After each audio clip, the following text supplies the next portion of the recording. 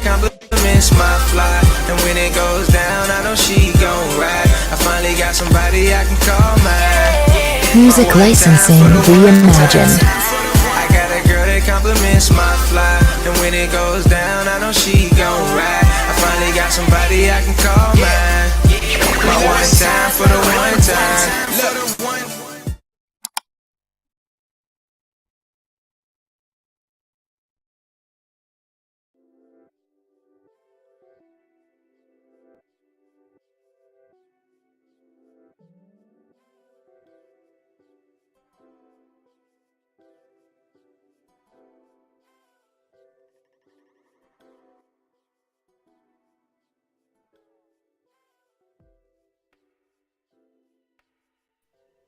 Hey, what's up, going y'all? on? Y'all, pretty sorry about that little pause. Ain't nobody care about no little pause. yeah, they do. No, I do. I know. That's why we're trying to make sure we start on time. You know, I know y'all time is valuable, guys. So appreciate everybody for being here. Yes. So I'm Lady Di. This is my husband James. I know some of you have seen me on some live panels, like Lapeef and everything. So I'm just here with my husband. We do this every Saturday at 9 p.m. where we discuss the craziest stories ever. Let me stop, not ever, but some real good stories about actual life. You know, life happens, and we like to discuss them and try to find resolutions for them. And we also react to videos on here, things that we have posted throughout the week. If you have been following us on Instagram, LADYDYTM, at LADYDYTM, you would see all those crazy videos that we post. We take this time to react to them with you all. Also, we have a call-in show today. We are accepting calls around 10:30 today. Right now, it's about 9:15. So we are accepting calls at 10:30 today, where you can use the opportunity to access any question that you want regarding the dating to marriage phase. So if you're dating and you need some advice, you're in a relationship, you need some advice, you're in a marriage, you need some advice, we will be here to help address those needs the best that we can. But before we do all of that, we're going to get into some polls today. Y'all know I post polls before we even go live. I know I was talking a lot. It's your turn now. Nah, you good, because you're going straight into the poll. So, but no, like I got it at the bottom right down now. So, but yeah, man. So it's been interesting. We kind of as we've been posting more content, we kind of getting more different people, from different cultures, different avenues, kind of, you know what I mean, not understanding what's going on. So, she didn't forgot to add, we also going to be reacting live to some other videos after we do the Reddit stream. So yeah. So we're gonna be actually like live reacting to some of the videos we post on Instagram. I did say that. Yeah. Oh, you said that? I didn't hear you say that. She a liar. But yeah. But nah, yeah. So we're gonna be kind of doing that. So just please bear with us as we kind of go. I don't know if y'all like the new setup. This is my idea. So yeah. Go. Nobody cares. I changed the camera view. So we. But no, man. So no, it's we just having all good fun. So yeah. So we have a full show today. What's up, Shaq? How are you? Hey, what's up, Shaq? It's great poll question. I wonder which option will get the most votes. Yeah, we're gonna get into that. And yep. Hey, what's up, Harris Tribe Media Group? That's Mr. He Said, Mrs. She Said.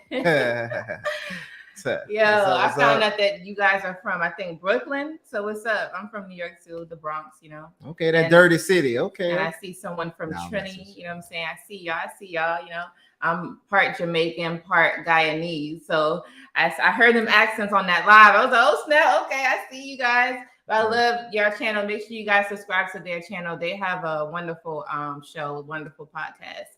Great information you can learn from them. You both, Shaq says you both compliment each other so beautifully. I appreciate that. Thank you, man. And also too, you and Bruiser as well. Yeah, exactly. They have a channel, Concord. So go check them my brother out. Concord Network. Yeah, man. You can type that in, and then you'll see their channel. And I think they have. Wait, I don't want to get it wrong.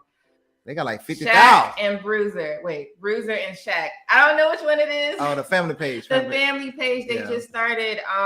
You'll see it on there. Just go to Concord Network and everything like that. Yep. So what's up? Hey, what's up? it's That Miss- happened to me. What's up? What's up, girl? He's about to say a real name. Yeah, All right. So let's get into. Got one more. I'm sorry, Eugene. Hey, What's up? Eugene. What's up, Eugene? What's going I on, seen brother? you on Melanie King's live. I was like, look at you. I hope you know that worked out well. She helped you out. So, all right. So we're gonna get into the polls really quick. Why did I just do all that emphasis? Yeah. All right. So she ghetto. All right. So I asked, where is it? The question. See, I gotta find my own question. Do you believe if the father doesn't walk his daughter down the aisle, it can destroy? See, I cut it off. I'm bad. I said, can it destroy her marriage? So do you believe if the father doesn't walk his daughter down the aisle, it can destroy her marriage? So 67% of you guys said yes. And then you'll explain it in the live chat. So if you are the one that said yes, definitely do explain why you're saying yes. And no one said no. But then someone, 33% says people destroy their own marriage, not parents. Okay. So that was the poll. Now, what do you think, James? How would you? Woo. All right. Yeah. So how would you? So that's so the question I asked is deep, because we're basically saying if your father doesn't walk you down the aisle, that's a bad start, right? You don't want to start off without having support. Yeah. But that's just what I thought about. It goes with this Reddit story that we're going to do a little later. So I really want to know what you guys think. So James, what do you think? So is the father, he's not passed away or anything, right? He's not like Let's say a father he's been there. Just someone, it don't have to be he passed away. Just someone that the father's alive. See, I can tell. I'll be reading these polls. Yeah, I can tell. Like I'm just kind of. So just a father that's alive. We don't got to say if he's been there or not. He's alive. You know where his daughter is. Yeah, that's it. I would say, man, it could affect the relationship, because that means either she going against his wishes, not being there, or less like if he could have been there. That's what I'm saying. Nothing happened, like he missed a flight or anything. None of that crazy crap. But say if he could have been there, he wasn't there, and say if he was like a decent human being, I would say that's telling, because either she didn't talk to him first, or you didn't have a relationship with the father first. Because honestly, if you thinking about marrying a woman, you need to be talking to the father anyway. Like I was talking to my wife's dad, before we got married. We had like a years of, us talking with each other before, even her mother too as well. So you have to talk to the family to kind of, get a gauge, see if you fit in with the family, see how the culture is of that family. It's a lot of different variables that you have to, consider, because at the end of the day, once y'all have kids and stuff, you're going to be introducing them to the grandkid, the grandparents, right? So they're going to be doing what they're supposed to do. They're going to be doing what they're doing because they want to see their grandkids. But you want to make sure what you're teaching, your kid is going to fit. You don't want to change household and then they doing something totally different, than your house. So that relationship is important. So I think walking down the aisle is a sign, a big sign of, that she respect her father to even do that. And you're going deep. Yeah, because if she don't respect her father to do that gave, that she came from, how's she going to show respect for you? What type of respect she going to show for you? This saying that if he was a decent human being, that's what I'm saying. That's if he's a decent human being and she's not doing that, that's something you're gonna have to consider. So yeah, that's going on a deeper level, because we all know everybody doesn't even have a daddy, but they could be married and have a productive marriage. So his answer was yes, it can destroy the marriage. My answer is people destroy their own marriage. Terrible question. Why? Because this is the thing. And his perspective was great. Actually, that is truth to it. That does actually happen in some scenarios. But then at the same time, what I believe is that, we all come from different parts of life. None of us have a perfect start. There's some people who don't even have a father. Some of people grew up in the foster care system, a whole bunch of things I could just throw out there, but they can still get married, but it's up to the person to see how important marriage is to them. So even if they came from a terrible environment, they could turn it around and be like, you know what? I don't want that for me. And I'm going to find my husband, right? I'm not going to use that I didn't have a father. And then guess what? I'm not going to respect my husband, you know, because if you want something in life, you're going to go and get it and you're going to try your best. So there's two sides to it. There's not a right answer. But yeah. There's not a right answer, but there are two sides to it. It's rare though too. You gotta. It depends on the person because a lot of times people they can't get away from their trauma. So, yeah, that's true. I mean? It's sad, but that is what it is. That's true. That's true. What's up, Bella? Hey, how are you doing, girl? Okay, Harris Tribe Media Group. Make sure you follow them. They're saying and Bella too as well. Yes, yeah. I'm sorry. She a moderator. Look, no, I'm sorry. Yes, Bella as well. They are saying some parental figures should be involved with the day, but birth father may not be responsible enough to be there. Her mindset about him is going to be most determining. IMO, yeah. Yeah, man, facts. That's what I'm saying. Like, cause men, we big on respect. So if you don't respect the man that's either took care of you or that's there for you, that's going to be a sign of that's a sign of signs. So yeah, man. Yes, thank you so much, Bella. Please like this video if you haven't already. Yep. Y'all are glistening. Yeah, glistening. Yeah, man. Yes. Yeah, man. It's that new grease, you know. It's called that steamy shower. No, what you said? You said you don't know what? No, I'll be you know, Danisha be Lady Di, I'm sorry. She be making this grease. She be making this grease for us and stuff. So yeah, I make some products, y'all, but see, I don't even promote that right now. But y'all see it soon. Yep, support. Okay, Shaq says, I think people destroy their own marriages too. It's on the husband and wife to keep their marriage in check. Yeah, I agree with that. Let's see. Yes. All right. So the next part of the poll is where are we? Let me pull it up some more, y'all. Okay. Is this the next one? Okay, yep, that's it. Yep. So the next one, this is the main question. Marriages require work. The family doesn't get a when marriage requires I got you. When you've been talking a lot, that's what now. Marriage requires work when the family doesn't get along. Do you agree? Okay, so do you agree? Let me see, I got it right. Okay, so you guys voted on the actual community tab and the votes were on the chat. All right. So on the chat, 36% of you guys says yes, you also marry the family. 40% says no, keep family out of the marriage. And then 24% of y'all says not sure. So we have a toss up between the yes and the no's. And then right here, it was more so of a no. So if you average it out, everybody mostly is saying no.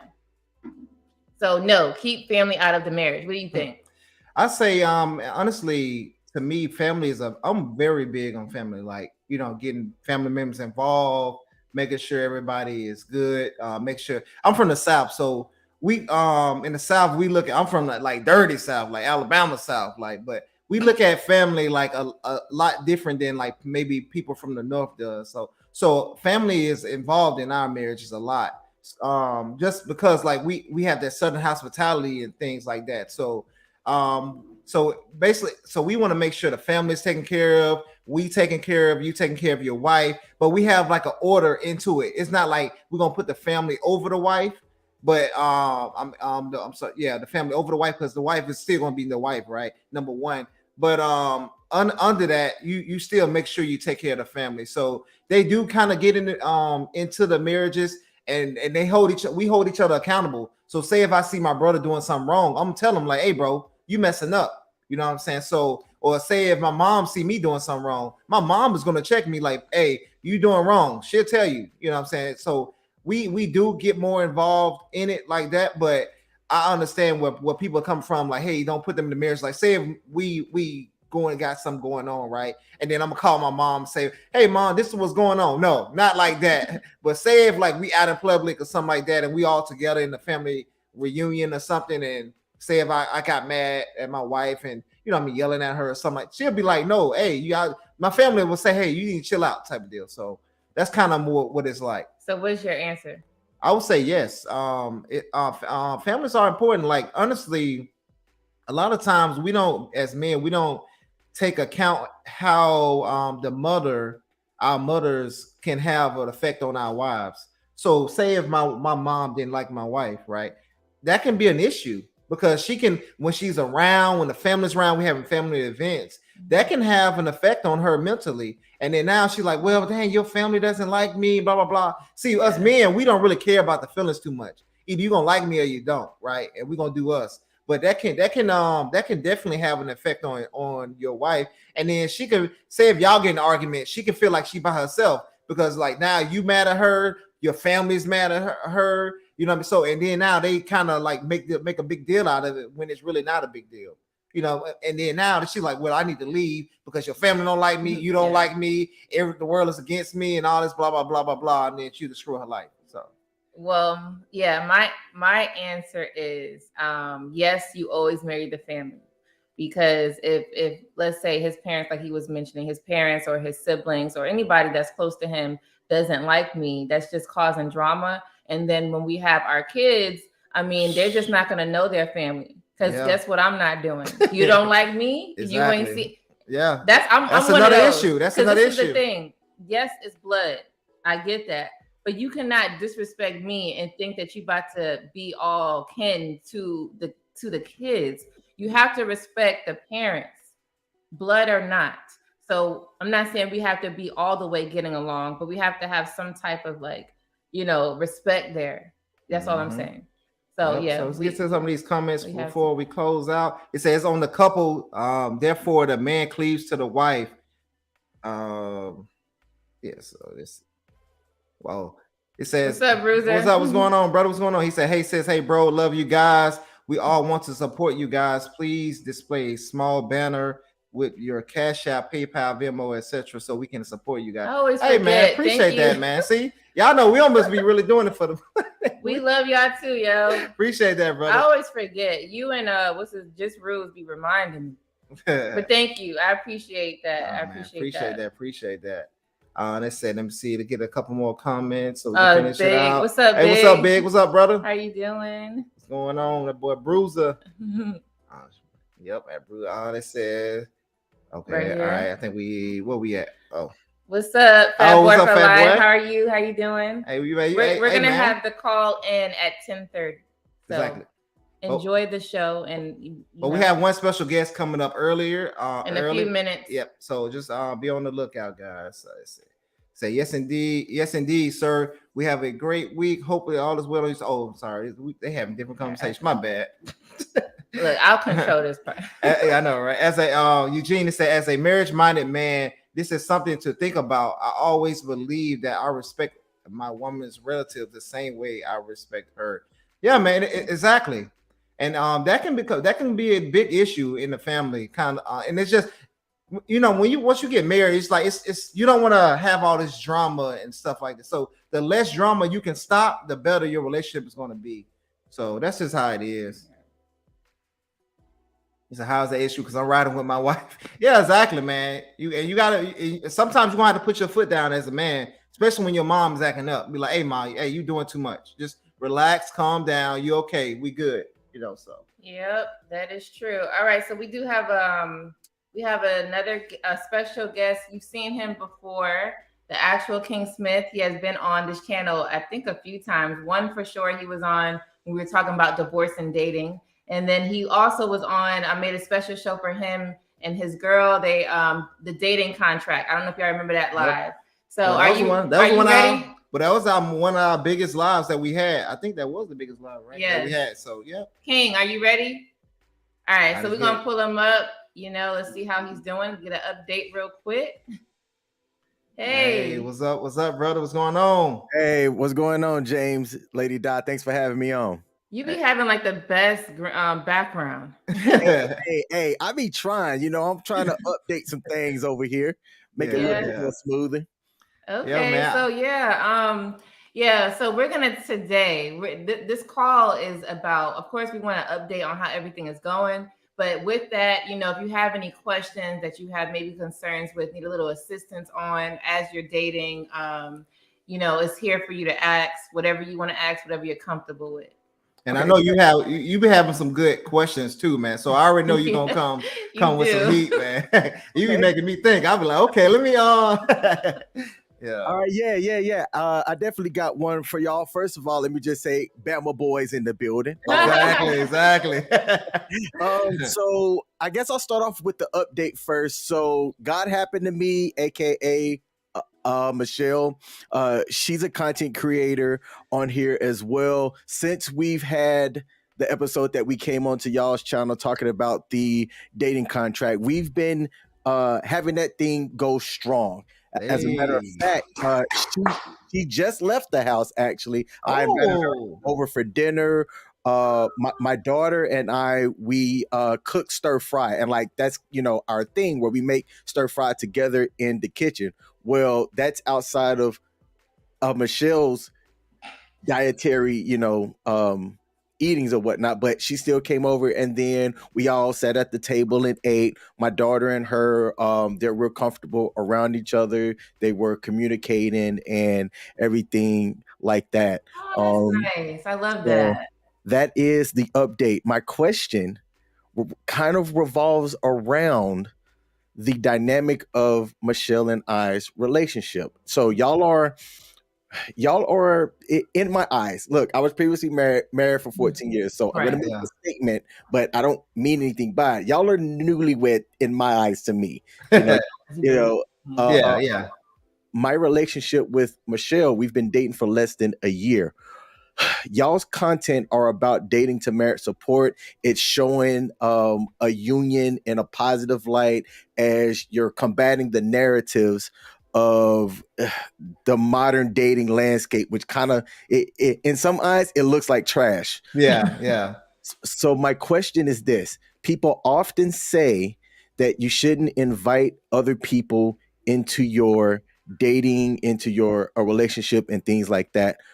Well, Michelle and I, being that I'm a content creator, she's a content creator, we're considering and showcasing us growing together on a live stream on this type of platform. What would you guys say to that? Do you have any advice? Do you recommend it? Not recommend it? I would love to hear y'all's thoughts. Hold on. I started for I'll just say this one thing, I'll let you go, man. I know you got something good to say. But I would say, man, honestly, since you've been in a long marriage, right? So you know how to endure. You've been through like kind of like the trials and errors as a young man. So say if you was like 19, 20, I'd be like, nah, bro, it ain't worth it. You know what I mean? But since you went through trials and tribulations and different things, and you know how to like conduct yourself as a man, and you know what I mean, you have a child that you kind of taking. I think it'll be good, honestly. And then you can kind of show people, you can teach people because you've been there, you are, and then now you kind of doing it again, right? But you know what I mean, and you kind of fixing some of the things in your first one that just like with me, right? I fixed some of the first issues I had in my first marriage, and then now this made this marriage stronger. So I think that'll be great to kind of see, because a lot of times like people didn't see me and Lady Di here when we was going through the drama, right? You know what I mean? They only seen the happy and and everything. And I think it was more of just communication that kind of affected us. But I think how you and hers dynamic, I think is good. You know what I mean? Because she doesn't look like the type that's going to be screaming down your throat. And you more, we from the South, we laid back, so you know what I mean? Like that's just how we are, so unless you like provoke us, now, all right, it's time, let's go. You know what I mean? But I honestly, that's what I'm seeing. That's why I got what you got. What you think, baby? Okay, so I have two answers. So the answer for Michelle. Now, being that she's never been married before, that plays a lot into how much time she has to put into you. So my advice for her is not to focus too much on social media and focus more on you. Get to know you to the fullest, even though you're recording what you guys are doing. But we recorded, so now we're recording a little bit what we do, and we're focused on what we're doing with the content instead of me and him having a decent conversation. So as long as both of you guys don't put so much time into, we gotta, once you do social media, it's like another job. Y'all don't put so much time on, we got to post, we got to do this, we got to do that. And then you're missing out on hours that you could get to know each other more. Yes, you guys are going to be together. Yes, you are bonding, doing things together, but you still have to separate social media and y'all alone time, because you're not going to show everything that you're doing, but you focus your time on getting to know each other. The more you know, the better. So when situations are happening, you should be able to fix them, because she knows what you don't like, you know what she doesn't like. You're going to grow with that, and you're not focused on, damn, I didn't post a video on Sunday, we got to go and do that. So I'm just saying, make sure you have good time management. Okay. Don't wrap your life around social media. Make sure it's wrapped around your relationship, because you're new. Yeah. Me and James are able to handle it because we already know how to handle each other at this point, so we can manage it. All right. For you, you have experience in a marriage, right? Like you said, for us, we're new. You've been married 14 years. So I would say you control the situation, because you've been there and done that already. You know what to look for, what not to look for. You even know a lot of the red flags because you've seen it. You know, you even see mistakes that you've done, mistakes that your ex-wife has done. So you know how to navigate it. And then you have a child. So you're like, you got to control it even more, because you have someone to protect. It's you and your child, and your girlfriend is coming in that. Right. So you want to make sure that that dynamic is right. So make sure you control the entire situation the whole entire time. So first of all, thank you. We had something interesting happen today around comms that I like to share as well, and she's gonna be okay with me talking about this. So her and I are both extremely busy people. Yesterday, she was at a prom. She was doing her thing, and the way that I operate, if I know that you're doing something, I'm going to go do my thing. You go do your thing, and then I'll connect when I know you're less busy, right? So I had reached out to her, asked her for a picture. She was fine in the picture that she sent me. And I was like, ooh, okay. I sent her a heart emoji, and that was that. I was going back to my thing, taking care of my business, doing what I needed to do, right? So when she got done, it was late. When I got done with what I had to do, it was late. For me, I'm the type of person, her and I never talked about this. I don't write people or text people or call unless it's an emergency if I know it's like past your bedtime. Like, that's how I am. So her and I had plans this morning. And as far as I knew, hey, we still had our plans, right? So she called me this morning. I was in the shower, didn't hear my phone or anything. And when she finally met me, I could tell something was up. I asked her, I said, hey, how you doing? I could tell her energy was just off, right? It was just off. And she said, I'm fine. And I'm looking at her, I'm like, you're not fine, but I'm not going to press it. So I sat there. But in my head, I'm like, we have this car ride for her to figure it out. Because if you tell me, hey, I got something going on or whatever, I'm not going to press it, right? Because her and I have talked about, hey, if you're, kind of going through something, or you ask me and I tell you I don't know, it's because I don't know. Right. Yeah. But when I figure it out, I'll communicate that to you. But all she told me at the time was fine. So in my head, on the way to Walmart, I'm like, if I don't hear something different, I was going to cancel what her and I had planned in the morning. Ooh. And tell her to go home, because I just didn't want to be around the energy. Yeah. Okay. So, I'm smiling, I'm doing my thing because I was in a great mood this morning. Yeah. Well, finally she said, hey, let's be hot. Shout out to the Real Precious, honest, open, and transparent. I love that. I love it. She said, I'm processing something because I hadn't heard you back. I had reached out. I didn't hear back from you. I started running and my mind started jumping off of a cliff. Like, are you okay? Like, what's going on? Yada, yada. So to me being logic minded, and she even said, I could tell how happy you were this morning when you called me, right? But she goes, my mind started wondering. So I'm like, all right, well, when I called you, why didn't that reset? You've heard from me. I'm fine. I'm making sure that you're still coming over, and she apologized. And the reason why I bring this up, the old me might have tucked that into an argument. Like, yo, Mhm. like you got this messed up energy. I don't know what it is, yada, yada. But I shared this to highlight that, I met her and she met me Yeah. without one of us trying to, overcome it or anything. And I was patient with her. Um, and I think that she was patient with me as well. But that could have been a jacked up situation if I would have gone the route of, hey, go home until you figure it out. I wasn't trying to mean it in a bad way, but it's like, look, you got this energy. I Yeah. don't know if I can fix that because men Mhm. naturally fix stuff, right? Yeah. I don't know if I can fix that. So why don't you go figure that out? Mhm. And then hit me up when you got it. But her and I did talk about it, and one of the things, because we're less than a year, right? We're still Yeah. getting to learn each other. She came and said, you know, in the future, if we can sense that something's off or whatever, if we hear the words, "I'm processing something," you have to be willing to say, "Hey, I'm just not feeling it right now. I'm processing something. When I figure it out, I'll come to you."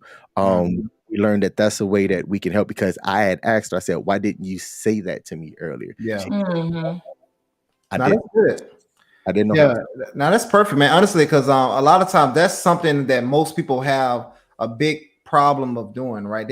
And I always tell my wife, like, hey, sometimes it's okay to kind of wait to have certain conversations, especially when you're in your feelings, you emote, because you're not gonna be thinking properly. You're gonna be thinking everybody's attacking you. And I think that's what she was kind of trying to like probably decompress and kind of like, and then when she came at you, now she was probably more calm and she can actually have that conversation and it was productive. Because if she would have came at you a wrong way, that would have been like a different, that would have been a different conversation. And then now y'all trying to fix that issue because instead of addressing the issue that was there, you got to address that she came at you disrespectfully now. So now you got two issues when it just one and it was like something small because you've been like, oh no, this was going on, and then cool, y'all going about your day.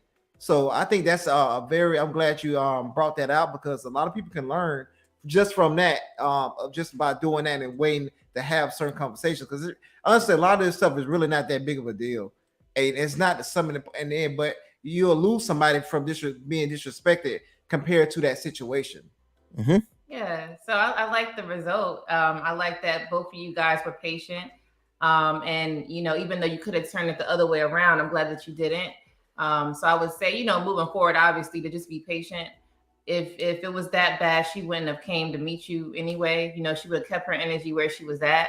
So, you see some initiative there and give that as like, okay, well, she wants to do something. She just don't want to explain it right now. And that might happen again. Because also, the thing is with people, I don't want to put gender with people. Sometimes they don't know how to say stuff, so they figure out. Mm-hmm. Okay, so you know what I mean. You're I like, understand. It's like, look, I'm silent right now because I don't know what to say. Give me exactly, time, exactly. and when I know how to say it, I'll come to you. Exactly. But I didn't know how to say that in my 20s. I just didn't know how to express it. Same. Yeah, because I feel this, and I'm like, shut up. Right. So that's what I'm saying. We are growing. The good thing is that you have experience and then you guys are older. So even if, let's say this was years ago, like you said, it might not have happened this way. So both of you guys are older now. You guys are more mature, or you should be. But I see that both of you are mature. So I see a lot of success in this relationship. So I'm so happy for you all. Thanks for sharing that too. And for the people that's listening, you can learn from the last story that he said. The moral to it is just to have patience. When the timing is right, speak and also have a calm tone when you're doing that. It's not going to be comfortable, but that tone means a difference. If you start raising your voice and start getting defensive, you got to expect the other person to react the same way. It's natural. So yeah. Thank you so much. I'm trying to make sure I got your time. See, it's 9:44. Yeah. So, I guess thanks for having me on. I love what y'all are doing. I always say we need to see really good examples of this type of stuff here on the stream in the space. So I really hope y'all keep this up. We need to have this positive example out there. And when's the next cookout, man? What's going on? Right? I know, right? Again. we're planning it soon. I say about June, but that don't mean we're not gonna meet. I'm just saying we gotta do some things, renovations and everything. Yeah, exactly. Yes, but I think I put you as a mod, so drop your link. If you could drop your link to your page, your new page, Michelle's page, just drop all them links. And the brother, man, check the brother out, man. He's doing crypto, finance, he's gaming, so he has a very diverse channel. So check his channel out, guys. So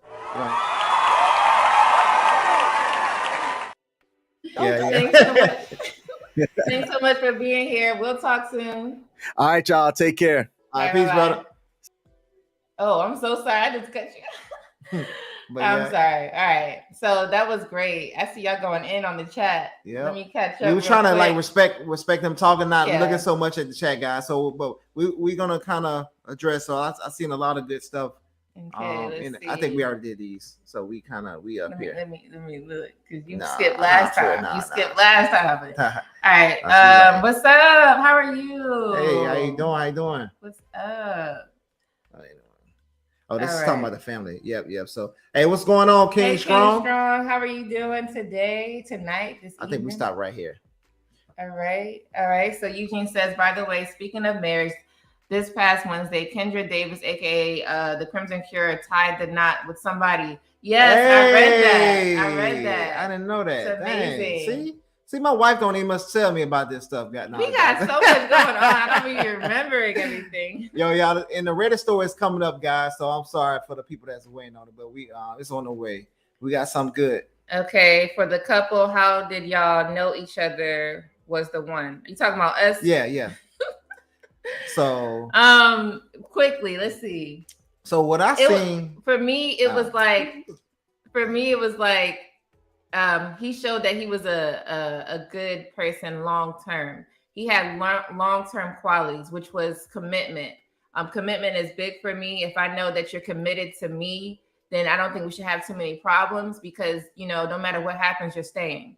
Because we had a point when we were in a relationship where I broke up, right? I was leaving and doing those things, but he never tried to leave me. So that showed that he would be committed regardless of what situation we're going through. I just had to mature up and do the same. So when I realized that, at least for that part, I was the problem and he wasn't for that particular situation, then I realized that he was the one. And he always treated me kind, and he always put me first when we were in a relationship. So that let me know that he was the one for me, because that's what I was looking for a marriage. Those are the things that you need. Okay. So I seen a few things. So when she brought value to me in a lot of different ways. So like, I'm from the South, right? Like I keep saying, it's like my 8th time probably saying that. But like, I never knew what a green smoothie was. I never knew, like, health-wise, like we ate fried food, we ate all that type of stuff, like played sports. All that's the only thing that we was concerned with, right? So we was she brought like health regimen into my life. I seen how she handled certain situations, and she wasn't that stressed out and stuff. So, and I felt like, okay, if she can handle that situation, I know if I was with her, we'll be good. So I seen a lot of value. She's not a cook, she clean, she was in good shape, so she had, and she looked good. So it was a lot of different qualities that I seen in her, and she was willing to listen for certain things. So what was one of the major things that said, okay, all right, I'll give this one a shot. And and we still here today. So thanks for asking that question. I learned something. Yeah. All right. Hey, what's up, Just Rules? How are you doing? Hey, Just Rules always supporting, man. Appreciate it, brother. Thanks so much for sending emails, and of course, Cash App. You always do that. Thank you so much for that. God happened to me. I think respect is different than having people in the marriage. Yes, I love that you guys are conversing here. Let's see. What's up, doctor? How are you doing? What's up? Setup looks good, James. Greetings to you both. Greetings to the chat. NY in the house. Okay. What part you from? Now, yes, thank you so much for acknowledging the setup, because James, he made it different this time. Appreciate that. Thanks, man. I'm trying a little something. I'm gonna paint that door in the back, guys. Here we go. Hey, I'm not done yet. I'm not done. So yeah, we do renovations and everything. So all right, Eugene said that's what married couples on YouTube are doing. Thank you so much. Yes, Lady facts. Di. Yeah, they was giving you love. Beautifully animated. Hey, I did what's not up? see you. Thank you for being here. Thank you for that.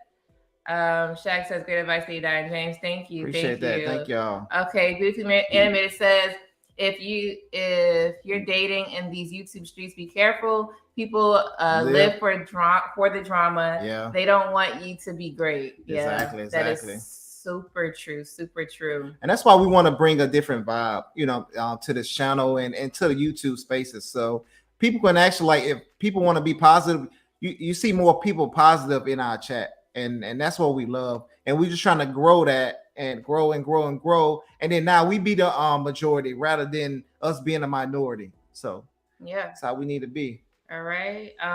Just Ruth says intimacy between two definitely begins with communication, getting to know each other through conversation, eye to eye, mind to mind, heart to heart. Exactly. Yes. Exactly, man. So he a musician. He be on that deep stuff, man.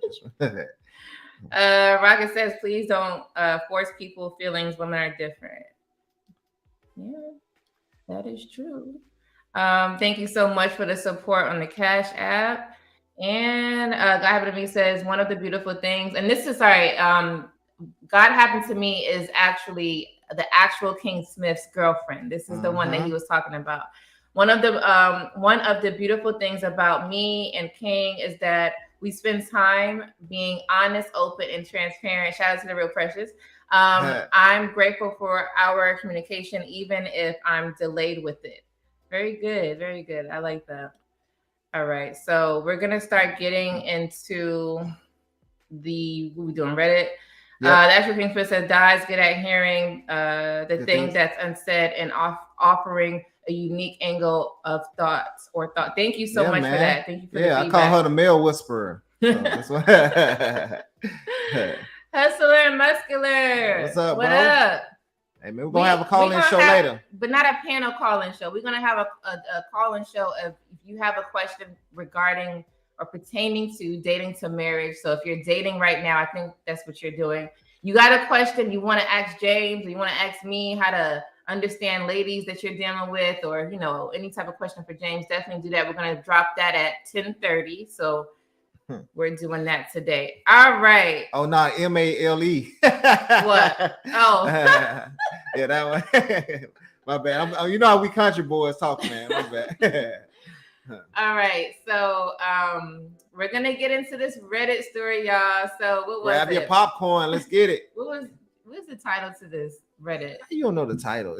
Because man, it said dad his own daughter at the wedding. So it's we're gonna this is gonna be very interesting. So let's let me see. Yep, that's it.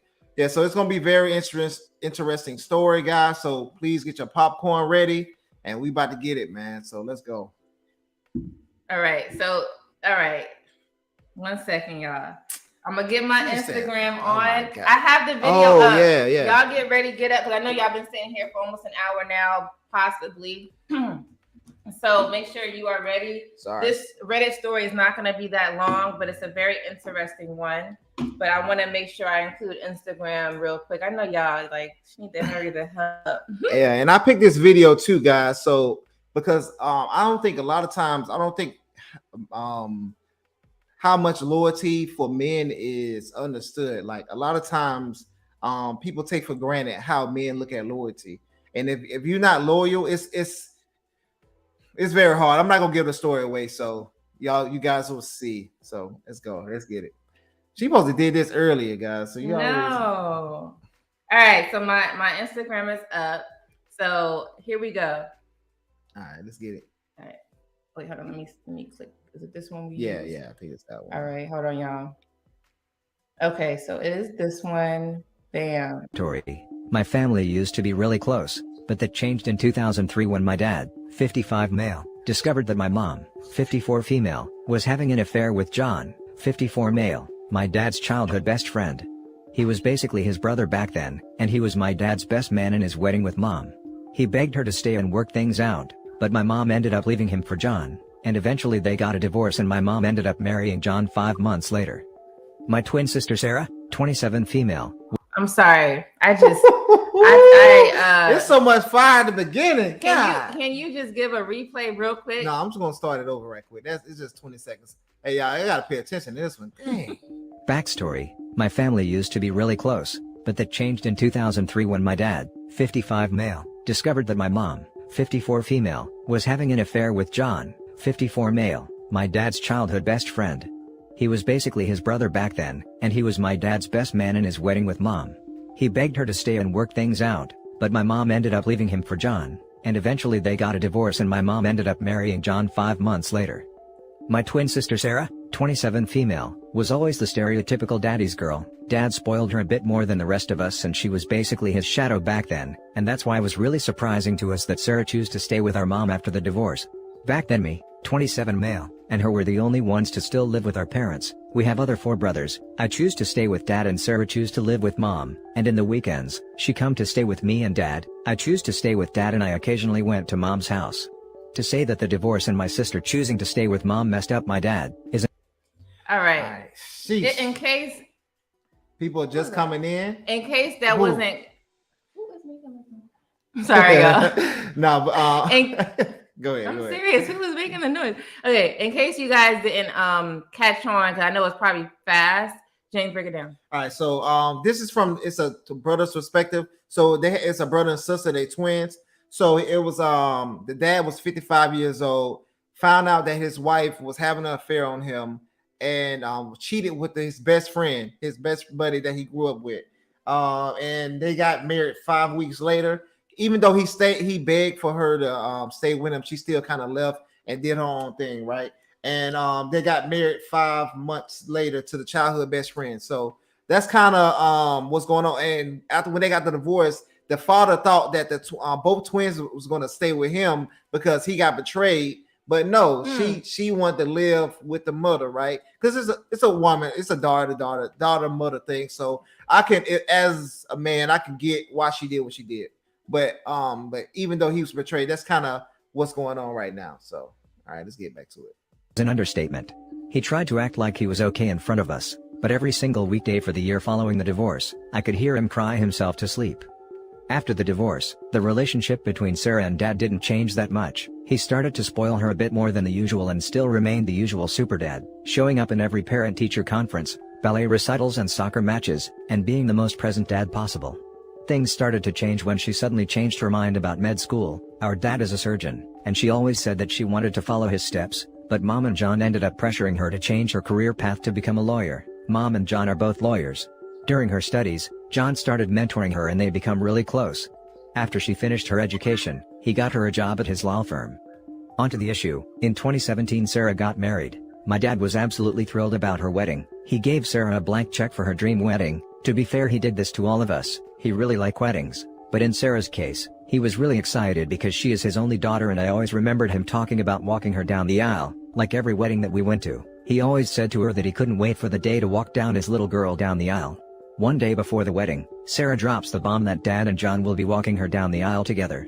Well, dad is the most non-confrontational person to walk on this earth and she expected him to just suck it up. He didn't do that. They got into a huge fight. First time I see he get angry, and in the end he didn't attend the wedding. And John ended up walking Sarah down the aisle. The fallout was massive. After the wedding, dad and his side of our family basically disowned her, and their relationship became non-existent. She tried to reach out after a while and make amends several times, but he simply didn't want to talk or hear about her. We expected him to turn around when she gave birth in 2018, but he doesn't even want to meet her kids. Earlier this year, he was diagnosed with pancreatic cancer, and unfortunately, the treatment didn't work and he is terminal. Woo! All right, James, give us that rundown. Yeah, please. So, all right. So, dad was a surgeon. So, both parents was actually was doing good. The mom was a lawyer, and the best friend was a lawyer that the mom cheated with. So, both of them was he was a surgeon, and he wanted his daughter to be a surgeon. But after the divorce, he started spoiling her, kind of trying to, get that I guess love. And this is a reason why you don't spoil people in relationships or in life. Because a lot of times you thinking all that stuff you're doing is going to be helpful to them, and it's really not, because they just thinking you're going to be there to spoil them. But he gave a blank check for the wedding, just like he did for the brothers, anybody. And a day before the wedding, and this is why I didn't like what the daughter did. a day before the wedding, she's gonna say, "Hey, I want you to walk me down the aisle with the man that broke up my family, which was my ex best friend." So honestly, guys, that's really low. That's very low to do. So that's what I didn't like that she did, right? Because it honestly, like, a lot of times we have to have empathy, and we in this situation, I think she lacked that. So it was very sad. But How old is the daughter? Did they say? I think she was like 24. So she should know better. How about to give her an excuse? These young people. Beef Anime said baby girl was so clueless, but there's no excuse. Yeah, exactly. Yeah, so it's crazy. But all right, let's see what Big said. That's crazy. I said, this is why you don't simp for your daughter. Yeah, exactly. And then when she get older, she's gonna be looking for that. So that's a great point. All right, let's get into it, y'all. Even with that, he still doesn't want to see her again, and she doesn't understand that. I am very close to my dad, and these last few weeks. Sorry, he was diagnosed with pancreatic cancer, and he's dying, and he has grandkids from her that he doesn't want to deal with. Like, so he disowned her and her kids. So this is what's going on, right? Weeks are being really difficult for me. How do I convince her to let him go? A week after I posted the original post, my dad started getting worse. His health started declining really fast. We lost him exactly 1 month ago. It wasn't pretty. I never thought it would be, but I never thought it would be that heartbreaking. He was in a lot of pain. He'd been through so much in these last months. As heartbreaking as it was for us, he deserved to rest. He was tired. In the end, he was lucid enough to say his goodbyes to me and my older brothers. Hearing him saying what he said to me was one of the most painful and beautiful moments of my life. His words to me meant a lot. I won't say exactly what he said because I believe that it's just too personal. He said goodbye to my daughters, 11-month-old and 2-year-old. It was just like when I was a kid. He gave them a kiss on the forehead, told them to be good girls, and said that he loved them. It was something I won't ever forget, and it hurts like hell that they are so young to understand what happened. They still ask about Grandpa, and every time I try to explain to them that he isn't coming back, they don't seem to understand that, and how can I blame them? I'm only 27 years old. I honestly don't get it. I was supposed to get a lot more years with my dad. It doesn't seem fair at all. The worst part was my twin sister Sarah. Dad died without speaking to her. I tried to talk to him about her, but he wasn't interested in speaking to her. She started getting more desperate and suddenly, he died. It was expected, but she was in denial. His funeral was beautiful. A lot of people shared their stories about him. It was nice. Sarah saw Dad for the first time since the night before her wedding. She didn't recognize him. He was very skinny. Dad was always a bit overweight, the famous dad bod, but he had lost a lot of weight from cancer. She cried a lot during the whole funeral. Mom and John tried to show up at the ceremony, and my uncles were forced to kick them out of the funeral. Good freaking riddance. Dad's will went as expected as it could. Dad's family came from old money, petrochemicals, so he always had a lot of money. He left a little bit of money and properties divided equally to all his kids, including Sarah. He left a trust fund, which was a lot of money, for all his grandkids, including Sarah's kids which he never met. It was honestly expected. My dad never really cared about money that much. He just wanted us to be comfortable and assure that his grandkids all had something to support them. The tricky part was the personal things. He left a really big letter to all of us, except Sarah. It was really personal stuff.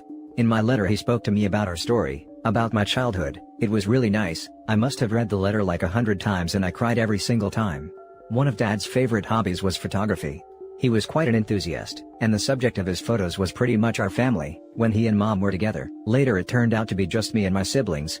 As a result of this, we had a lot of pictures from us growing up. He gave each of us a photo album, and behind. Okay, so now after this Reddit, we are going to be having a call-in show. I'm just reminding anyone who stopped that just came in. We're having a call-in show, so if you want to access anything to help you with your dating to marriage needs, we are here to help you with the advice. Also, we're going to be reacting to videos after this. Very juicy videos. Y'all don't want to miss that. Go ahead, James. Give us a rundown. Yeah, so I was going to say, well, so I ain't going to say that. So, all right, so he died and he still left a trust fund for the kids and that he didn't even meet. Honestly, when we dealing with stress, we got to understand that stress can kill you, right? It's very detrimental to your body. So I think him holding all that stuff in for all those years, that's what's one of the main reasons why, he could have had that situation with his probably develop cancer. You know, you never know. So we have to understand, like, hey, sometimes it's okay to let things go. But I understand he was disrespected to the utmost. But we have to find a way to move on and move forward. So that's kind of what's going on right now. It's sad. Behind each photo, he wrote something, where it was taken into few words. I was honestly very surprised with this. He must have done this long before he died. It was a very thoughtful goodbye gift, something that was very typical of Dad. Sarah didn't get a letter, and her album didn't have anything written behind her photos, and when she found out about this, she had a mental breakdown. The regret was eating her alive, still is. She was admitted to a hospital and spent an entire week there. She is doing a bit better now, getting a little better every day. Her husband and I are really confident in her recovery. She is sleeping and eating almost normally now. She still starts to cry randomly multiple times on a daily basis. But it's getting better, at least that's what I am telling myself. Which brings us to last week. My wife and I discovered that we are expecting again. It wasn't planned or anything like that. My wife switched birth control last month and she spent a week without taking the pill. It's still very early in her pregnancy, so we haven't told anyone yet. The thing is, that I'm really angry. I'm angry that my future kid is not going to be able to meet Dad. I'm freaking pissed honestly, it doesn't seem fair at all. I'm angry and I'm scared. My dad was supposed to guide me in the whole parenthood process. He was teaching me a lot of us with my daughters. I'm freaking scared of doing this without him. I'm scared of not being a good father like he was to me, because my kids deserve that. This is it, folks. This whole situation could be a lot better. I play the what if scenario on my head every day. Unfortunately, it doesn't change anything. This is honestly a bitter ending, doesn't seem fair at all, but that's the thing about life, it's actually never fair. I want to thank everyone who gave me advice and to everyone who reached out and offered their support in the chat. I was very lonely at that time, still am, haha, F this year honestly, it meant a lot to me. Thank you, Reddit. Wow. Okay. Man, There so we go. yeah, that was a deep story. So I basically chose that story. Yeah, you see James serious. He's Yeah. like, ah. Because I wanted to for men to be able to see kind of how we look at loyalty, right? And loyalty is a big thing. That's why a lot of men always go after that. And honestly, I would say he took it too far with his daughter. I wouldn't have did it that much. But it's hard to say, man, because it's just so it was so much disrespect that she did. But I don't think she knew what she was doing, you know. So and that's the sad part. Well, she probably didn't know that it was gonna affect it the way that it did. Yeah. Some people just, especially reacting off of emotions. Mhm. So you just mature as you get older. You should mature to not do those things. But I don't think she was mature yet. Yeah. She's gonna understand when it's too late. You know what I'm saying? Yeah. And it's kind of sad, kind of going through that, because especially like we was talking about the last week's show, like a man is very protective of his daughter, so that's why he was already spoiling her. He was already giving her everything she wanted, right? And that I think that set up this disaster because she was so used to getting what she wanted, and she was like, "Hey, it's not a big deal," because I bet the mom said, "Hey, I want both of them to walk you down the aisle," right? And I ain't gonna say that. Well, I can't say that. Hey, it would be crazy if he got a DNA test now, and the best friend was actually the father, because there's no way that you divorce so quickly and then 5 months later you remarried. Yeah, that was. I mean, people do it, but you're saying because it must have been some years now. I'm just gonna put that out there. That she was probably messing around. Yeah, with him. Never know. And then now it's like, all right, cool. We both single. Let's go ahead and take it to the next level, right? You know what I mean? So this is just something that I'm throwing out there that might not be true, but that's probably why the mom probably wanted to push the daughter to be walked down the aisle with me, because if just that whole situation is crazy. So why the world you think a man that broke up a family is okay to walk with the man, that the father of the child, for the daughter down the aisle? That don't make no sense. Yeah. So basically, like if there's a divorce that's happening and you see there's cheating involved, I think what James is saying is to go get a DNA test just to make sure, because we do know there's many stories where, oh, that's not the father because, oh, you messed around years ago. You didn't tell me, you was hiding it, keeping it a secret, everything like that. So if you want to protect, you just want to make sure, not saying, it could be his daughter, but then you just never know, because how you get married so fast, even though that happens too. But that means she was messing around with this guy in the marriage. Yeah. That's what that means. Yep. She said at the wedding, Dad, really? Yeah. I think this is before the story kind of played out. During during the story. Oh, okay, yeah. Yeah, so it says embrace. Hey, how you doing? Embrace the Hi, grace. how are you you? doing? Thanks How for you being here. doing? It says out of all the men in the world to choose to step out with the best. Exactly. It's crazy, man. This is a crazy story. He said that's messed up. Yeah, Big. What's up, Big? He said seems better to elope with the way the story plays out so far. Yeah. It's like the daughter switched up on him too. Yeah, exactly. Like she chose to stay with the mom, even though and he never dealt with his what was going on with him. And I think that was a major problem. Like men, like if you go through something, it's okay to talk to people, deal with it. Because the son is saying he was crying every week because he lost his wife, he lost his family. You know what I mean? So he wasn't himself no more. He probably was doing bad at work.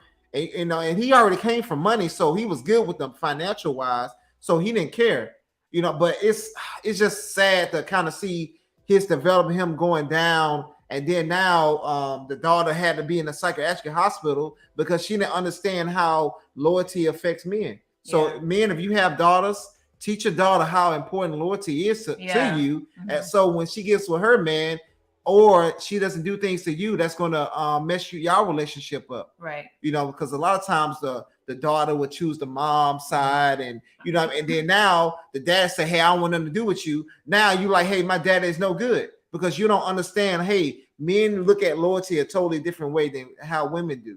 Yeah, that's very true. Yeah, it's very true. Oh, you want me to read that? So Big says it's one thing to make some sure your kids needs for nothing. Spoilers is a different ball game. Exactly. So I think especially in this world, like I was having a conversation with some people I work with, and we were just talking about like how third world countries and different things. So I work with people from different cultures, and I was like, man, we are so spoiled here. And it's ridiculous. And she had made a great point. She said she's like, yeah, like if you give a toy to a kid here, they'll play with it for like 20 minutes or something like that, and they'll just throw it away, whatever. But if you did that to somebody from like a third world country, they will love you, remember you forever. They just like, oh, thank you so much. So we have to, as parents, we have to get on these kids and kind of, teach them, so this is like the help the fathers and the help the daughters. So when they move through a situation to put your feelings and the sons too as well, to make sure y'all don't mess your parents over. So it's sad, but let's see. Yeah, it is very sad. You can read this one. Okay, Beautifully Animated Speak says, matter of fact, I can say clueless because she waited to the last minute as if she knew there was a chance of dad not agreeing.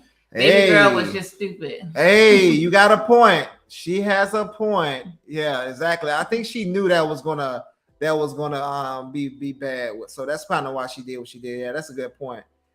Yep. He said to think I had a bad day. Right? Yeah, man. Exactly. Okay. Born in the Bronx.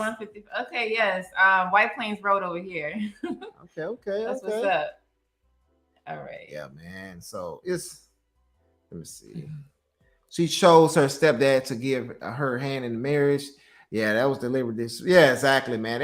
And if I had a daughter, and if a daughter said she wanted another man to do that, like that's weird. No, it's no way. Yeah, that's not happening. And then he gave her a blank check too, as well. So he gave her a blank check to say, "Hey, spend how much you want." She could have went to she could have had a wedding in Bermuda Triangle, whatever, and went anywhere for a wedding, but she chose to do that. But this is the thing. Like someone brought up being spoiled. I've seen many stories where there's kids that just are super privileged. You ever heard a story of a person getting full scholarship to school and they mess it up? Now they lost the scholarship. Yep. I'm like, do you know a lot of us have to work so hard just to get some free money? Exactly. And you're behind got it already? Mm-hmm. Why? Because you think you could just get it again? No, you have to be appreciative of what's going on in your life. The important people who is contributing in any type of way, whether it's money or not. You have to be able to use that and be like, wow, I have a support system. Let me not burn a bridge. That might be an old statement, but that's very relevant. Never burn bridges. Even if there is something that is negative and you're not trying to deal with that person anymore, never burn it to where, you never can open back up. You want to make sure that you have all open communication and you're not walking around with enemies. So that's all I want to say with that. Yep. Hindsight 2020. Don't think she realized the hurt and discord caused in the heat of the moment. Yeah, and I think she had some people with a battery behind her back. So, and I think, and instead of sometimes as growing adults, as young adults, you have to make those tough decisions. Hey, mom, like I said earlier, hey, we can't be doing that. That's disrespectful to my father. I can't allow. And she know the situation, right? So imagine if somebody did something like that to her, and then you have to think about those things, guys. So you can't just be living in your own world. Yeah.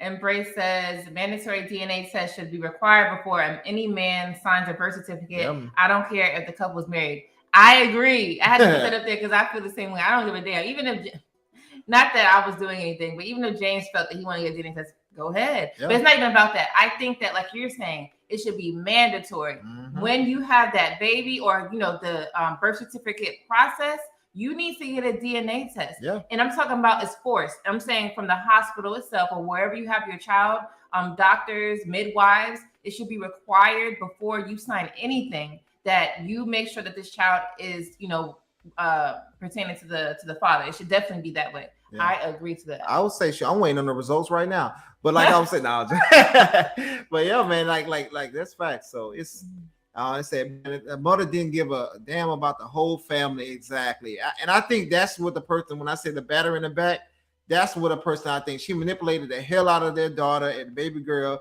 just allowing mommy dearest to control her whole everything. Exactly. You say mommy dearest, that's my movie. and that's why I said, like, a lot of times we have to stop, we have to stop the moms from destroying certain things, because just like last week when we had that conversation, sometimes they don't exactly know how it's going to affect the whole situation. So the mom at that period of time, she was feeling, she was more concerned about her new husband's, how he's going to feel about the situation, because he would love to walk her down the aisle rather than how that's going to affect the whole family. The long term. She was just thinking about short term. Okay, he might not like this for a few days, but now the daughter lost her daddy forever. She'll never get that back. Yeah. You know what I mean? Yeah. But it was just because, the situation with the mom. The mom manipulated their situation. So sometimes you gotta tell your mom, you gotta tell your dad, hey, hey, we can't be doing that. You gotta look at the bigger picture so you can make sure you keep your family together. Mm-hmm. Family is very important, guys. Very. You cannot, especially in your house, that gotta stay strong. Siblings, mother, father. Yes, mommy dearest. Whoever's seen that movie, that's such an old movie. I be calling your mom that. She be calling her mom that sometimes. It's a joke. It's a joke. Yeah, I've been calling her that for the longest. Yeah, you gotta watch that movie. That movie is a classic. If you don't know, you know what I'm saying? Definitely watch that. So we're gonna start reacting to, what time is it? We're gonna start reacting to videos. I'm gonna drop the link around 9:30. Now this video 10:30. Okay, let me drop this. This video is kind of crazy. I'm like, I seen it not too long ago, so I'm just gonna play it full screen. This is one I haven't seen, right? This is the one James hasn't seen. I'm gonna play it full screen, y'all. Let's see.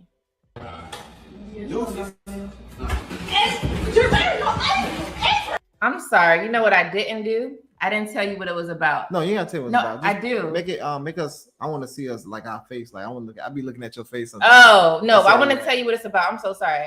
The video is about there's 3 sons that caught their stepfather. I want to hear. I just want to see it. No, you're not gonna know what's happening. Oh, okay. All right. There's 3 sons that caught their stepfather cheating on the mom. So that's what this is about. All right. I already know what's about to happen now. So. All right, here we go. The fuck out, bro. You're married to Abraham. You hit, bitch. Get the fuck out, nigga. Get the fuck out, nigga. Get the fuck out, nigga. Beat that nigga ass, bro. Beat that nigga ass. It's a bitch. No, I'm a brother, dog. What the fuck, dog? We need to call their mom right now. Go. And Jermaine, come on, Jay, call her. I'm trying to call my phone.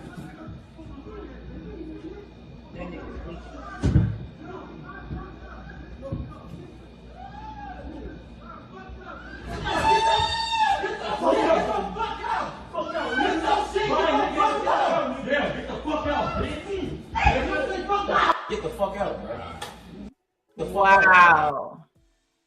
That's insane. So yeah, the sons caught their stepfather cheating on the mom, and they whooped his. Yeah, I wonder who was screaming like that. Who was screaming That's like? what I'm trying to figure out. Like, Who was what- screaming like that? So, oh my gosh.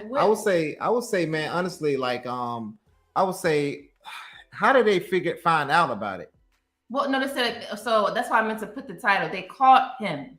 Oh, the sons caught it. Yes, they Okay, caught okay. him All right. cheating on the mom. They didn't put details of like if they caught him in action or whatever, but they Yeah. said they caught him cheating. So they were pissed. So- So they was telling him to get out the house, and because he probably was moving too slow, or they just was pissed off anyway, they jumped him. So they probably were watching his phone or something like that. But man, honestly, I would say to parents, like, you gotta protect your kids, even though those kids were younger, look like they was younger, those maybe teenagers, or how old you think they was, about 15, 16? Probably 18 or 25 Yeah. or something like that. Man, say if they would have did that right, he would have had a weapon on him. That's true. So now you lost your man because he cheated on you, Oh, right? gosh. Now you gotta now you lost one of your sons or two of your kids, right? So sometimes you all that stuff is not worth it, because what are you actually doing? All right, you whooped his ass, right? All right, cool. What did that solve? You think he gonna stop cheating now? No, well, I think no, they told him to get out, like don't come back no more. They want her to divorce his ass. Yeah, but But that's up to the wife. Though. Exactly. You cannot force your mother to divorce this man, even though you feel it's wrong. I'm pretty sure she thinks it's wrong, but it's still up to the couple how they want to handle the situation and what's the result, divorce or not. yeah, because now in this situation, right? So now, okay, now some of them gonna get charges. You got it on tape. You just if you gonna Whoever recorded it, who was recording it? y'all, this is not legal advice. No, This is not legal advice. Go to the lead attorney for that. It's not legal advice, but if you're gonna whoop somebody's ass, don't record it. Like you just snitched on yourself, and then you put it on the whole online for everybody to see shit. So now the lead attorney gotta Shout out to the lead attorney. Y'all subscribe to his channel. now he gotta come and save the situation. You know, he do divorce. Yeah. Divorce But yeah, man. Like honestly, like if it was my sons in this situation, I'd be like, hey, you got to be smart. Like if you're gonna put yourself in a violent situation, you got to think about it. What is it going to solve? If it's not going to solve anything, don't put yourself in that situation. But it was an emotional response. I know. And it was an emotional. So that's how men get killed. That's how men get killed. But even if the wife caught her own husband and her emotional response was to get her pistol and shoot her own husband or whoever he was messing with. Yeah, she going to jail for life. You know. So how do we? This is the solution. How do we control our emotions when something tragic is happening? All right. So I would say, man, honestly, you have to breathe. You know what I mean? A lot of times, like, look, I wasn't expecting you have to breathe. No. A lot of times you can get out a lot of bullshit with just breathing. Just be like, my wife laughing. She laughing because she see me doing this shit. Just breathe, like. So no, you see, remember when I get mad, what I do? When James get mad, it's yo, and then she hit me. I call him the Incredible Hulk. This nigga. Yo, when she hear me breathing like that, whatever, she come in there, she rub my back and be like, "It's okay, baby, it's okay." And then I continue to breathe, and that helps me to not, you know what I mean, take it to the next level. It's funny, just breathe. Yeah, but it's the simplest stuff that works, guys. I'm telling you, it's simple shit. So that's like that woosah type moment. Yeah, that's it. No, you that's breathe, some real sound advice, y'all. and then you think about it, like, all right, cool. Is this situation that serious? Is my life threatened? If I'm in a situation that I can lose everything, right? We talking about building legacy. We talking about building family, being there for the family, right? How can I build legacy if I'm dead? How can I build my legacy up if I'm in jail, right? How can I build my family and make sure my kids doing the right things when I'm not there, right? This actually happened to my stepdad.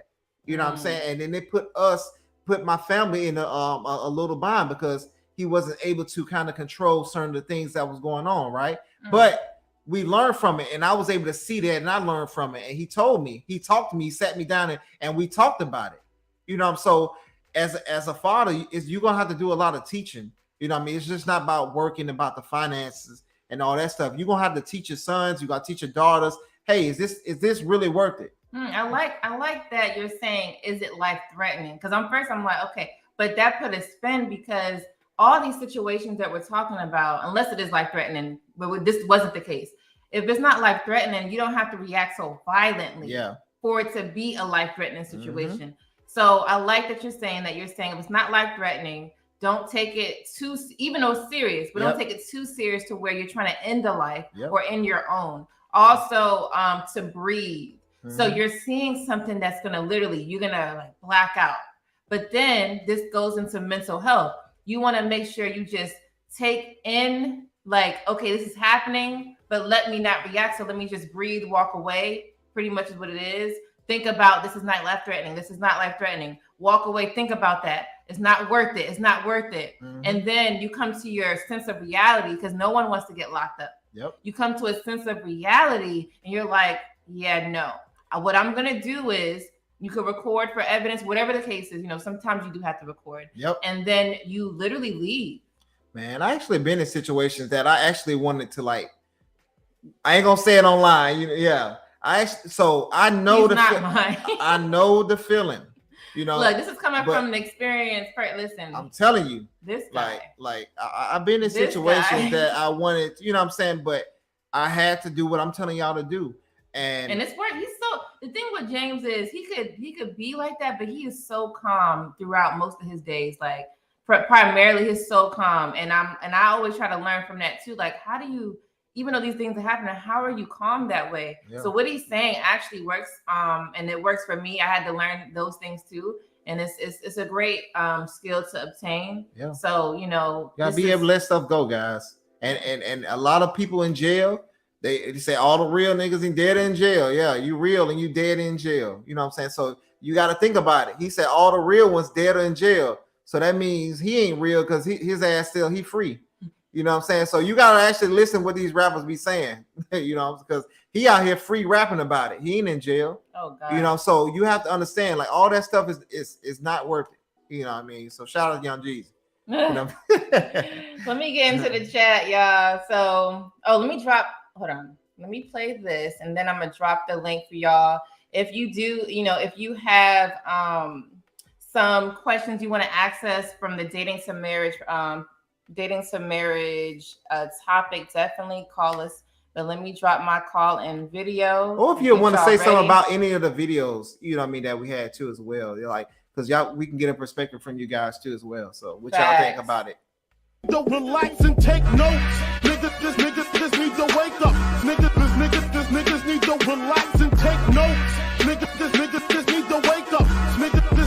Niggas need to relax and take notes. While I take totes, relax and take notes. While I take. All right, so let me drop the link for y'all. All right, let me get that going. And then we're going to get into the chat while we wait for whoever wants to call in.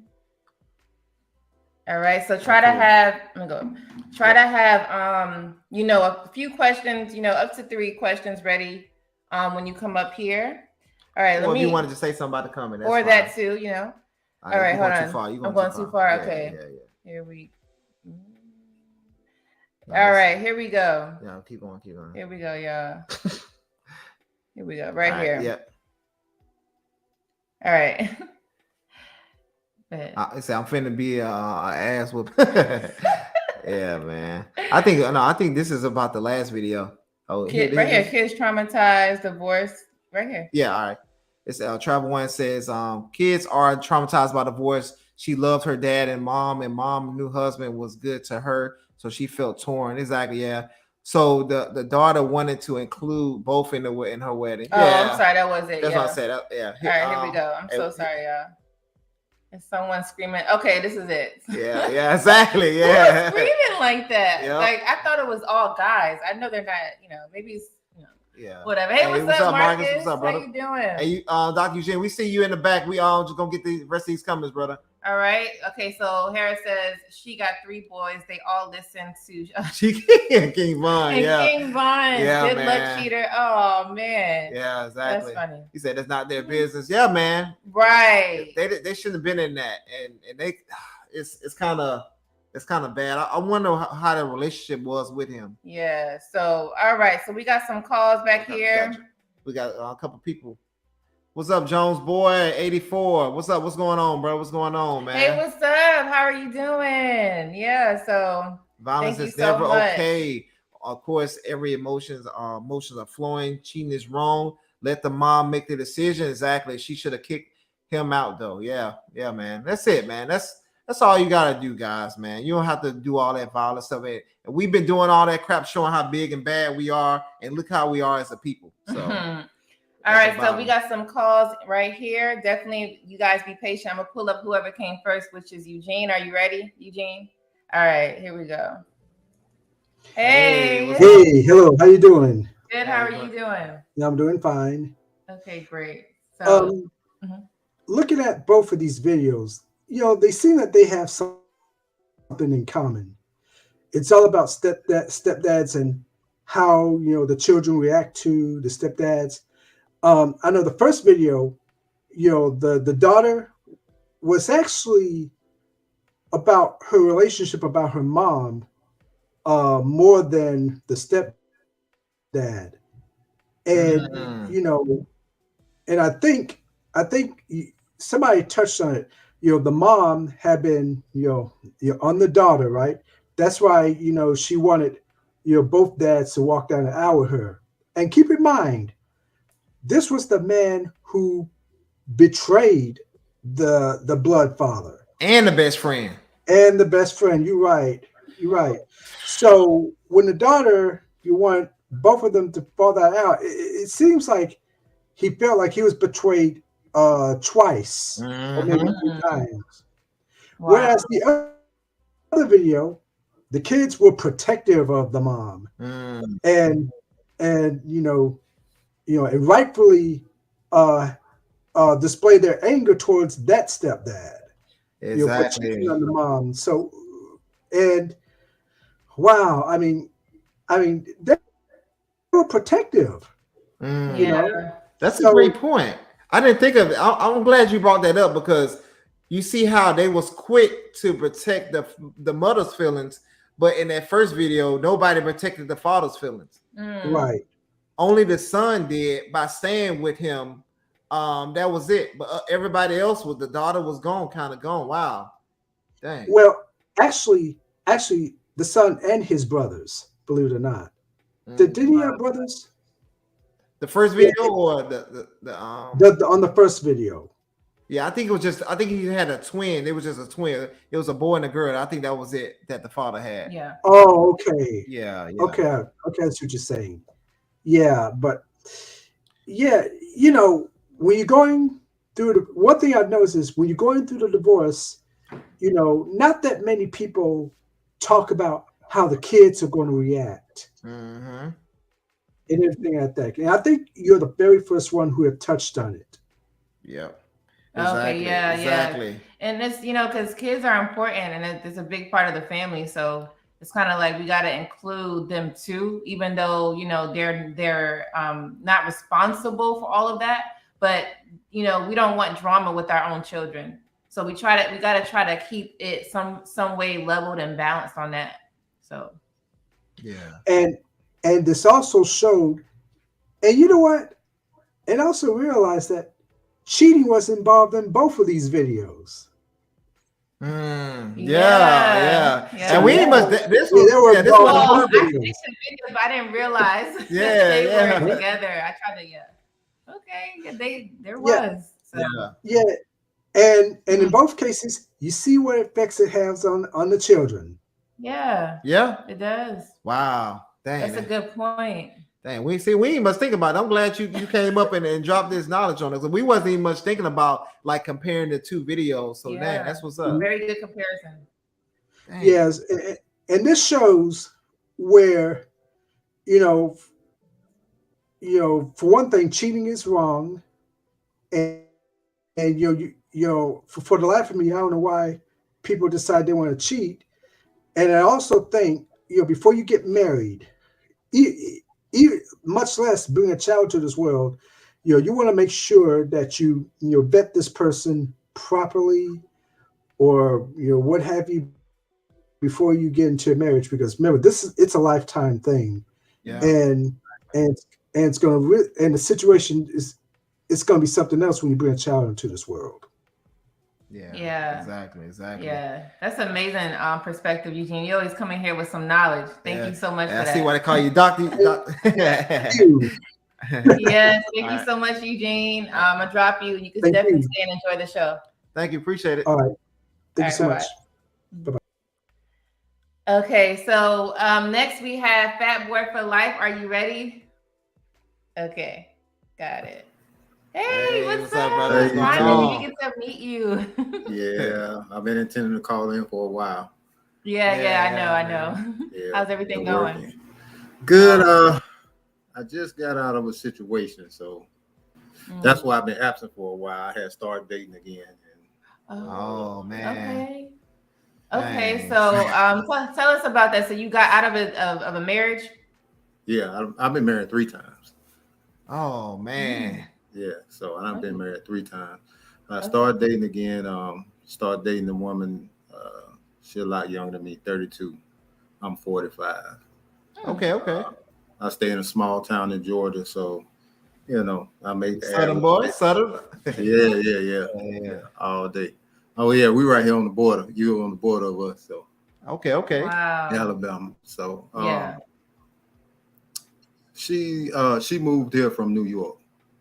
Got a position down here. She making about 80 grand a year, more than what I make, but I still, do my own thing. Right.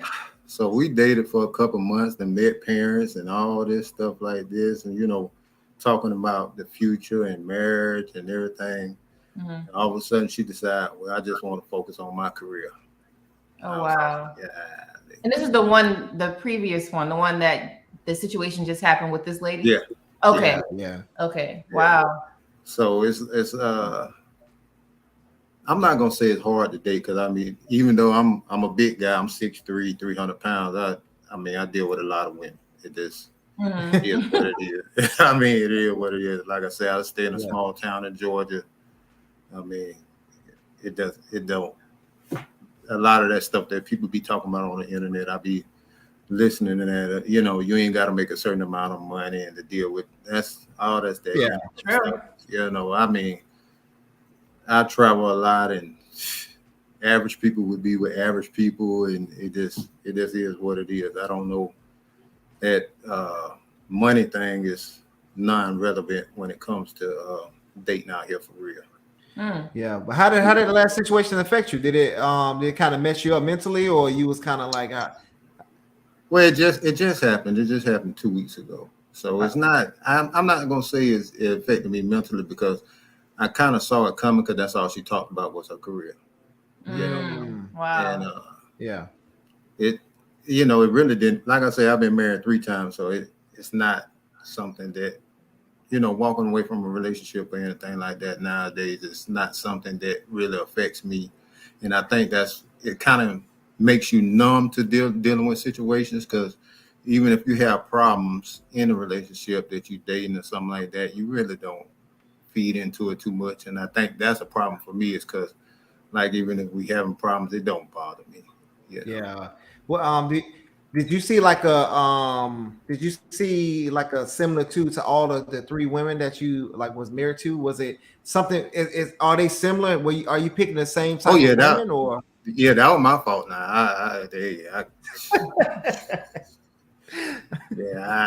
I can't blame them for that. That was all on me.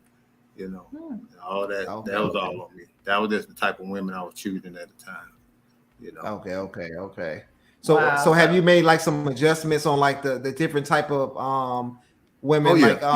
This last one. So I know she was more focused on her career, but what drawed you to her? Just the way she carried herself. She carried herself with a lot more class and dignity. That's what I look for now.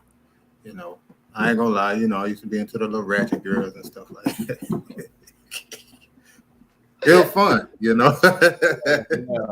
You gotta let them go. Yeah. It ain't something that's gonna last forever. So but it was fun.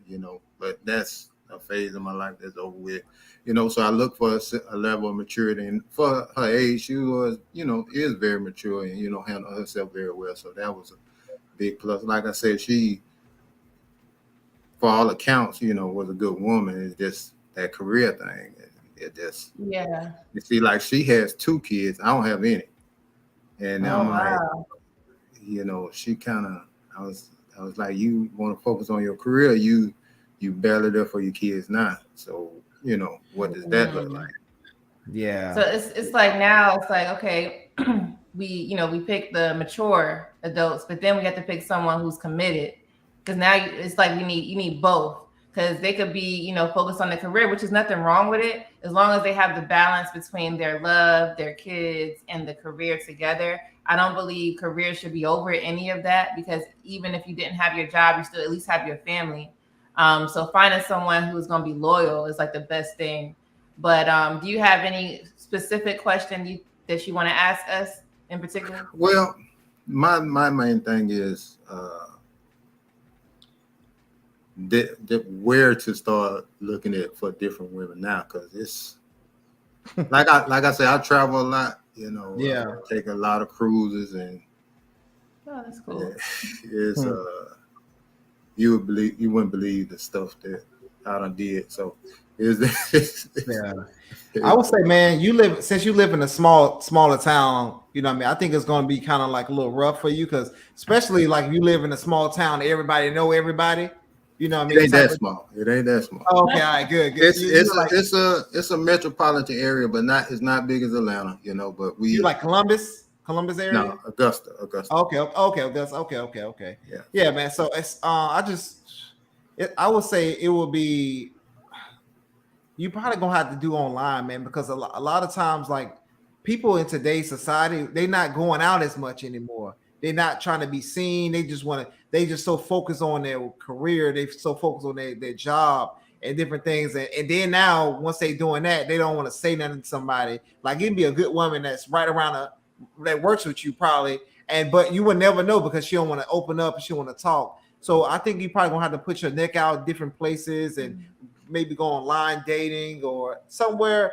I wouldn't say some of these sites, but you get what I'm saying. Like kind of like some of the.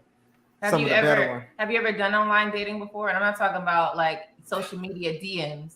I mean, like going into a system, you know, registering. Have you done that before? I did that before, and I met somebody, but that was a nightmare too.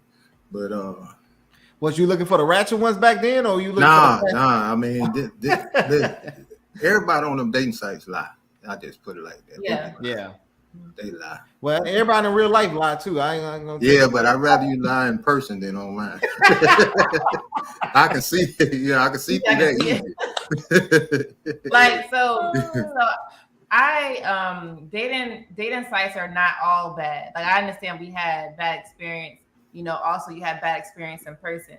But when you do online dating, you do have to vet even more. But the good thing with online dating is you could literally investigate the person before you decide to even go there with them. So, you know, you got their name, you know, you could ask them, oh, do you have a social media? You know, let them give you this information and search their site. Whatever it is they give you, Facebook, Instagram, Twitter, just search it and like look really good. I mean, like go through everything, old photos, new photos. At least you'll be able to do that, because you could catch people in their lives, because people are not that good at lying because they don't know how to hide everything. So you'll see something like, damn, she said she was single, and you find out that she's married, stuff like that. So I wouldn't say throw away dating, the online dating sites. I would say still do it and make sure at least you're honest. And eventually you'll find somebody on there. I know people who did online dating and it's a success, got married, and they're still married. So I wouldn't say throw it out. I would just say use it and be wise with it. It's more options too as well. Yes, more options. Yeah. And of course, That's I like one thing people are saying, like go to museums and art shows and stuff like that. So I did start doing that, but I mean, I was just meeting a lot of white women, you know what I mean? Yeah. Are you trying to date outside of your race? No. Okay, so yeah. Like sorry, but not sorry. I understand, like sometimes you can think it's a lot difficult, but you have to just kind of hold your head up, be more confident, kind of put your. Oh, You yeah, 6'3", man. Yeah, you Yeah, 6'3". You know what I'm saying? that's why I don't have a problem getting women, because I ain't shy at all. You know. Yeah. I mean, Yeah. like I say, I go on cruises by myself, and I do that for a reason. Yeah, man. I would say, man, you already got the confidence. Just put yourself out there. Continue to don't put your head down. No, I wouldn't say. I would say even though this last one didn't work out, but you know what I mean. It's just it wasn't because it was your fault. You know what I'm saying? It was because she was more focused on her career. All right, cool. You want to do that? All right. You don't think that I'm important enough? All right, bye. You know, peace. You know what I mean? You just go find you another woman that can hold it down for you. So. And also too, you know, while you're dating and you find someone that you find attractive, because I know that's probably like the first thing.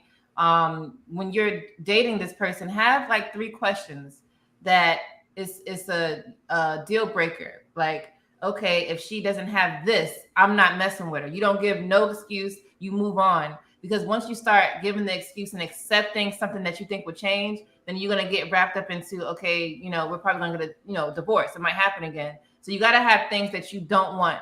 And a lady, create that question around it to see if she'll be able to give you the truth about it. If she says something that you don't like, move on, to the next person. So I think, going into dating more serious than you have. I know you don't have a problem with going up to women, and women don't have a problem with probably, liking you.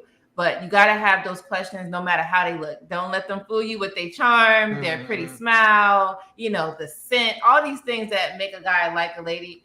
Don't get fooled by it. Just lost. I got one question. You can say. Ask her, hey, when the last time you apologized to somebody? You know what I mean? So that'll tell you a lot about a woman. If she can't tell you, hey, when the last time she apologized or did something wrong, it's something like, because we all mess up, right? You know what I mean?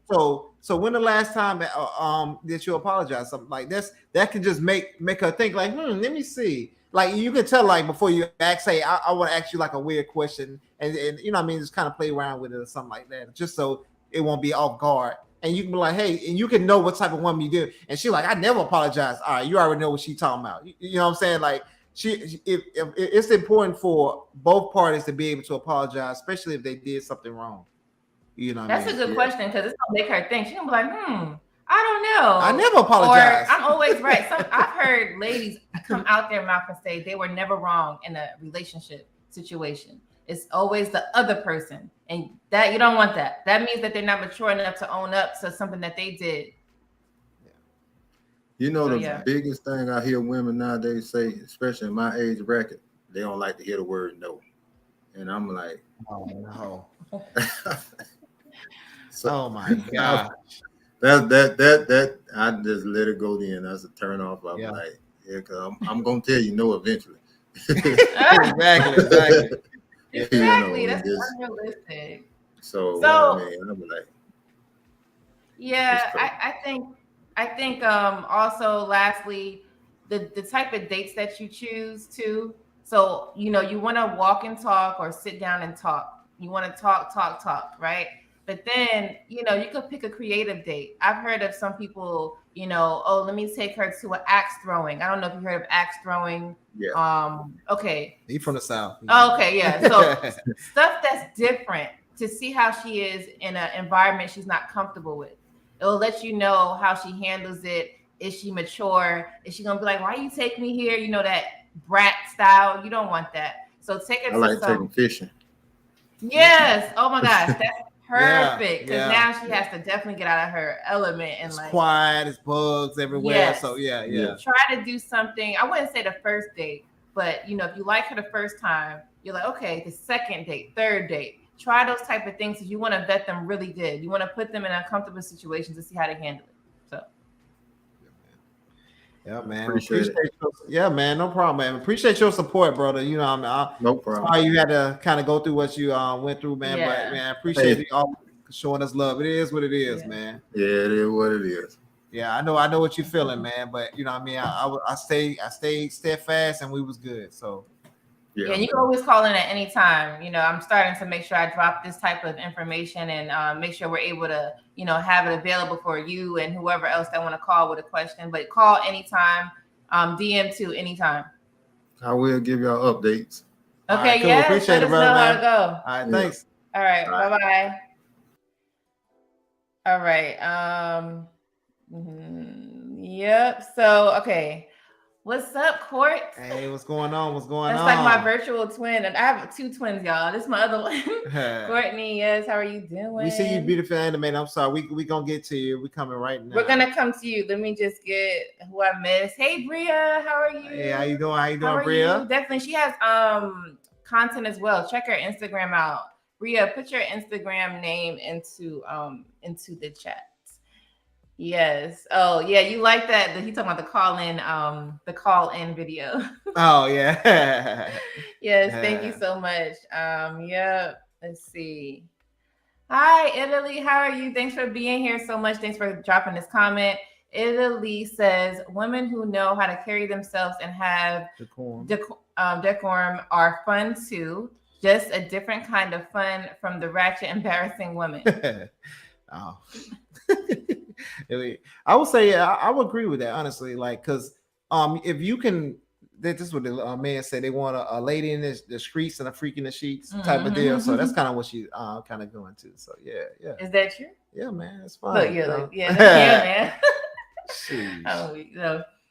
What's up, Doc? So he says, yes, breathing helps to slow you down. When emotionally hijacked, your reasoning is going out the window. Yep. Reasoning is near impossible. Exactly. Yeah, we're gonna have the doctor. See, the doctor agree with me, man. So it's not. Yeah, we're gonna have him up here sometimes as well. So be on the lookout for that. Just Rule says, I've been in both the secular 9-to-5 world and the music business. My elders advised me not to deal with career-minded women in the business. In a short time, I immediately discovered it was truth. Yeah, dang. All right, so all right, beautiful anime, you ready? We about to bring you up now. All right, so we about to. Hey, what's going on? Hey, I'm good. How are you? Good. Sorry for the long wait. Thanks for waiting. I'm not tripping. You gonna get to me when you get to me. No. We just want to be respectful for your time. Thank you so much. Yeah, you've seen them crazy clips. I know you probably want to talk about that, huh? Huh? I said I know you've seen them crazy clips I just played with the fighting and whoo. Okay, with the fighting, since that's the more recent video we looked at, I cannot stand when people say there is no reason to get physical because the angry you is not reasonable. So shut up. That's true. I can't stay. I'm sorry. That's just not an argument for me. And you have to find out what people are about. For me, I would rather not fight because I want to better myself. But there are people out there who don't give a damn. Yeah. They'll beat you, stab you, kill you, all that. And they don't care. So what are you supposed to say to them? You can't say the same thing you would to a person who does not want to fight, who does not want to lose their cool. And change the breathing does help because I'm a person. They tell you when you're angry and your breathing is off, you're in fight or flight mode. Yeah. So, most of us, I'm looking at James. He look like he gonna fight, not flight. Yeah. If my life is on the line, like I'm telling you, like you gonna have to break every bone in my body to get me off you. Right. So, So for the people who are not able to switch it up, because it is a mental thing. If you're like, I have nothing, those are the people who you're talking about that have nothing to lose, or they feel they don't have nothing to lose. So they're like, whatever goes, goes. They got life in prison. Yeah. That's more of a mental situation where they have to literally flick off this light that always stays on. So for someone like that, they have to be willing to seek professional help to help them with what's triggering them to always be on this mood. Now, obviously, it has to be something that they want to do because, we can't make anybody do anything. But if someone is around a person that way, always, telling them these are the things that they should be doing, and then we give them a reason why, because they feel like they have nothing to lose, but you have to remind them you do. You know, especially if they have kids, they have a career, even if it's a career that's in and out. You want to be able to live and enjoy the fruits of the world, don't you? You want to be able to have these things. Well, if you throw it away because of this situation, you ain't gonna have, nothing. So it's kind of like spitting serious reality to them on a constant basis to help them want to make the change. Yeah. That's what I have for that. Yeah, you do have to find what makes them happy. Right. Exactly. Right. What they live for and things like that. So you can let them know you do have something to lose. You're right. But I know there's people, because I talk when I speak with some people, they say, oh, I thought I was the only one to have blackouts and things of that nature. You know what I'm saying? It's like that people who have issues with blacking out and stuff like that kind of pop off. They can be cool and chill one moment, and then something happens and snap. Yep. Yeah. Yep. And you got a whole nother person to deal with. Yes. I've been there. I know what it feels like. Right. And that's dangerous, really. Yeah. So yep. Just practicing other methods, because it doesn't have to always be this way. You want to be more happy. Some people live for drama, though. That's the thing. Yeah. Yeah, no, I can't do it. You gotta be careful too, man. Do you know how old I would look if I was about that drama? Yeah. And want to walk around angry all the time? I would not look like this, okay? That's right. I'm like, listen, I'm trying to you I'd be looking like the Wicked Witch of the West. You're gonna make me make that as one of the videos I play on here. Yo, you understand? Oh my gosh. Yeah. I'm glad you brought that to attention. Like, there's obviously other people in the world. So I appreciate you bringing that to light. But yeah, man, because I was gonna say, like, remember, I think you told me about a story today, like somebody, they was ringing a doorbell. They was playing on somebody. Tell that story. So I have what is it called? Newsbreak, a Newsbreak app on my phone where it tells me what's happening in my local area and around the world. So today I seen one pop up saying that there were teenagers that were doing the door hop prank on in their neighborhood. Doorbell, like ring the doorbell. Ring the doorbell, run away, or however they decided to do it. Well, those 3 teenagers got killed by the man. One house they stopped by, rang their doorbell, and he killed all 3 of them. Yeah. Now, I'm trying to see what type of doorbell hopping they were doing, because I know when I was young, and I've done this before, I'll ring a doorbell and I'm running. I don't want to see the person open it, right? But this one, but these new breeds, girl. These some new people. They want to see it all because they want to record it and all that stuff. Like, it's a new type of. I see, because he killed 3 of them, and it was the saddest story I've heard today, because this man was in so much anger. Like, I understand that they're ringing your doorbell and you're pissed off, but why are you so mad to kill them? Unless they had a weapon, which they didn't say that they had a weapon. It was literally just a prank. Yeah. So how? And this is what you're talking about. It's not just anything to a person who has anger issues. Exactly. Leave people alone. You don't know who you messing with. Leave people alone. Yep. And there was another story I heard last week where there was a ball that ran into one of the neighbor's yard, and he shot all 3 of them. It was I think a 6-year-old boy, a father, and a mother. Shot all 3 of them because they were just getting the ball out the yard. So I remember, like, where my dad lives at, he told me. That's not crazy. That's stupid. Yeah, he told me to make sure if something that happens, you gotta knock on the person's door. Don't just go in their yard. Now, I know he was telling me that because people are crazy and they would do something crazy. I just thought it was just more respect. But now when I see and hear more stories like that throughout the world, I'm like, well, yeah, he's right. You gotta, like, now can I get my ball, out the whatever,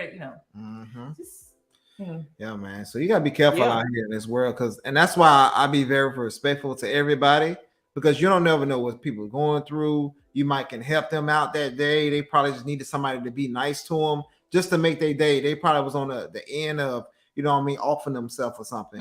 But you being nice to them that day change their mind. Say, hey, no, it is nice people in the world. Yeah, that's true. That can help someone. That's another solution too. Beautifully, you can be very nice to people. Like you say, you don't know who's going through. So if they're like, wow, this person is so nice to me, I don't even know them. it can help them like, okay. Yep. well, Yep. maybe You can change a person's day. Yeah. And I'm a person that gives compliments and stuff like that. Or when I'm working with people, you know, as you talk, you get to know people, you know their likes and stuff like that. So if I'm at a store, I may see something that makes me think of a certain person. Well, I'll buy it and give it to them. You know. Okay. Yeah. Yeah. No, That's what's true. up. I That's mean, what's up. it doesn't have to be something expensive. It just has to be something personal to them that lets them know that you're thinking of them. Yeah. So yeah, we definitely got the ones that are able to do these things. We got to be more kind and, you know, offering things like you said doesn't cost much to you, and if it did, that's your sacrifice for the day. You did something good for somebody, and we look at it like that. Yeah, I love that. Yeah. I totally think it was the stepdad who was screaming soprano. I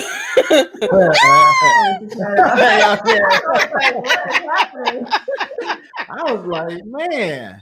I think when he said, I do believe I heard peace from him. Like he was saying peace to the boys and the mom, whatever. And that's what triggered the kids. He said something. Walking out. Yeah.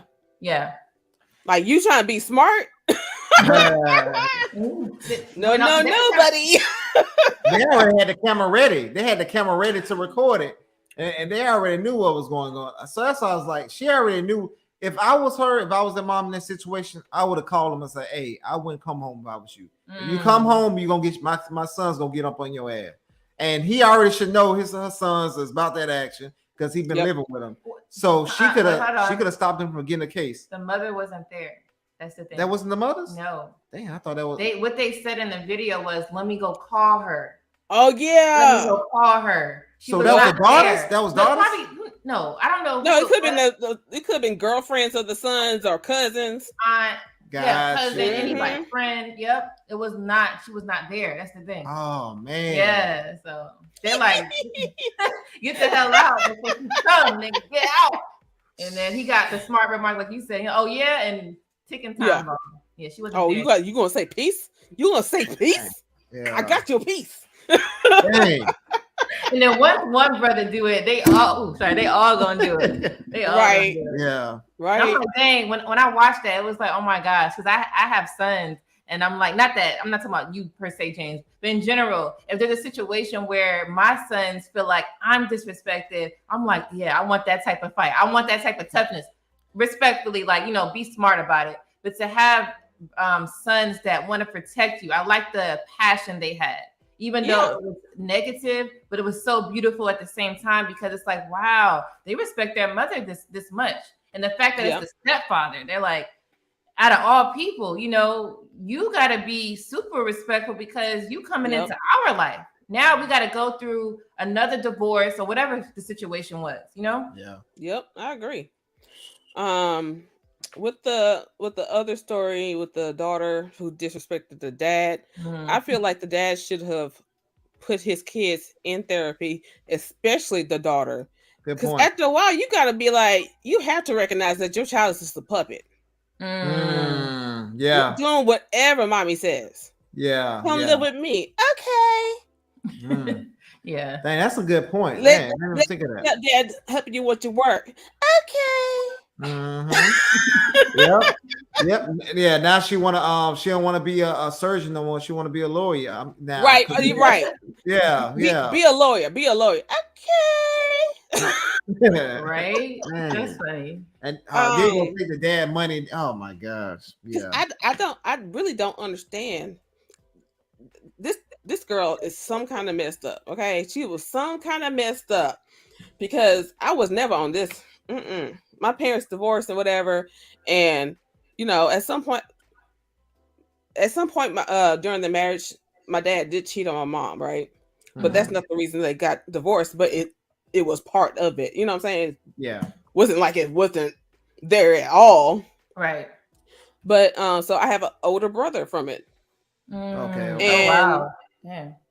So a few times, my mom would be talking about his mom negatively. Okay, but we're not going to have this conversation. Right. What do you mean? Are you taking up for her? We're not gonna have this conversation. Oh God. There you go. You doing this as a child? Or yeah. Hell yeah. She was pissed. She was pissed for a Wow. long time You was very because mature. she took it. You know what? I've dealt with a lot of bullshit from my parents, so Not today. Okay. it made me like a harder person early. But I had to explain to her that yes, this woman did you wrong and stuff like that, but this is still the mother of my brother. Yep, pretty much. And in that sense, I don't give a damn about you or our dad, or I don't care about y'all. Yeah, think about it. When your my mom, brother, I don't care about the adults, okay? Right. And when it comes to my parents, I don't care about the their siblings. Huh? I say yeah, because when your mom and dad gone, you still gonna have your brother there. Right. You still gonna have a piece of your father there as well. So right, that's very important. Yeah, like because that. y'all gonna stick together. And then say if you're in a situation and you need your brother, you think your brother gonna be like, nah, you got a different mom than me. Hell no, he gonna be like, I'm coming. But the crazy thing is there are siblings that act like that. But I've heard of stories that I know the parents. It's the parents that gets involved and split. I know that. No, but some of these siblings, like, oh my goodness, I just don't. I can't be disrespectful to, like, my brother has never disrespected me. I've never disrespected my brother and stuff like that. And we may do something that kind of ticks us off at one another, but we're not gonna do something disrespectful. Like, what is it? I cannot stand the siblings on Housewives of New York, the Teresa and Joe. Oh wow! Oh wait, okay. Oh, I don't watch that show. But go ahead. But I mean, the way they go at it, and for her to let somebody else call her brother a bitch, no. I've almost jumped a 6 foot tall officer for saying that biracials were abominations and stuff like that, which is what my brother is, motherfucker. I'm a stop. Wow. Yeah. Another time I had to breathe. Yeah, it's just so. Yeah, I get everything you saying. As siblings, and I have half siblings, step siblings. It's all the same to me. I respect them as such. I don't be like, well, I don't like your mom, so I'm not gonna like you. But what I was saying was there are siblings that are like that. They would not even talk to you because you're from somebody else. And how could you, cheat and you got this bastard child, whatever you want to call it, and they're treating the sibling wrong. And I'm like, but this sibling didn't ask to be here. That was between the adults. So why are you mixing up their drama into your life? That's not your drama. That's your parents' drama. Even though it affected you, it did affect you. But this kid that's here, that's not their problem. They're just here because the parents wanted to have them, and you respect them as your sibling. And that's maturity, really. And my brother made sure to tell me in our adulthood that your mom never treated me differently. She always treated me like another son and stuff like that. I'm like, okay, cool. Good. That's good. Because if she did it, we'd be having problems. Yeah, I hear that. But that's good. At least she did that. She just had feelings, basically. She had her feelings. And it was hard for her to deal with. So, but I'm not your friend. Right? I'm not your friend, and then I'm also a child at the time. Yeah, you don't. You gotta learn who to talk to. Both of those reasons mean we don't have this conversation. Right. Exactly. And that's where her emotions took over. She's like, listen, no. Right. And if you have this conversation with somebody else, I better not find out about it. Just leave me out of it. There's gonna be a problem. And I think more people need to do what you did, especially as kids. We gotta tell our kids, like, because I had to do some of that stuff too as well. Like, hey, enough is enough sometimes. So I'm glad, you stop by the show and gave that great wisdom. Always, as always. Yeah, man. So no, we appreciate it. I try. Yeah. Stick around. We about to react to some more videos. We got 2 more. Okay. They're crazy. So definitely, popcorn. I'll be hanging out. Okay. Thank you so much for stopping by. All right. Bye-bye. Yes, always a pleasure. Did I get? We got all the come. We just got one more. Oh, wait, hold on. Because we both our hand was on it. So yeah, I know. All right, this is on last one. It said try once that each child is affected differently when their parents get divorced. Yes, Yeah, yes, exactly. that is very true. So You want to do this one? I gotta put it up. Oh, Yep. okay. But yeah, man. So yeah, we have another reaction video, guys. Coming up soon. So check this one out. It was going crazy on Instagram, and YouTube. You know, you probably have seen it, but if you haven't, we're gonna get into it right now. All right. All right. Yep. Here we go.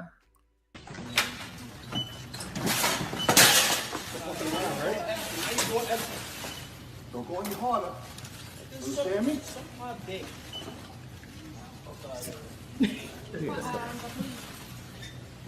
kind of bent over like that.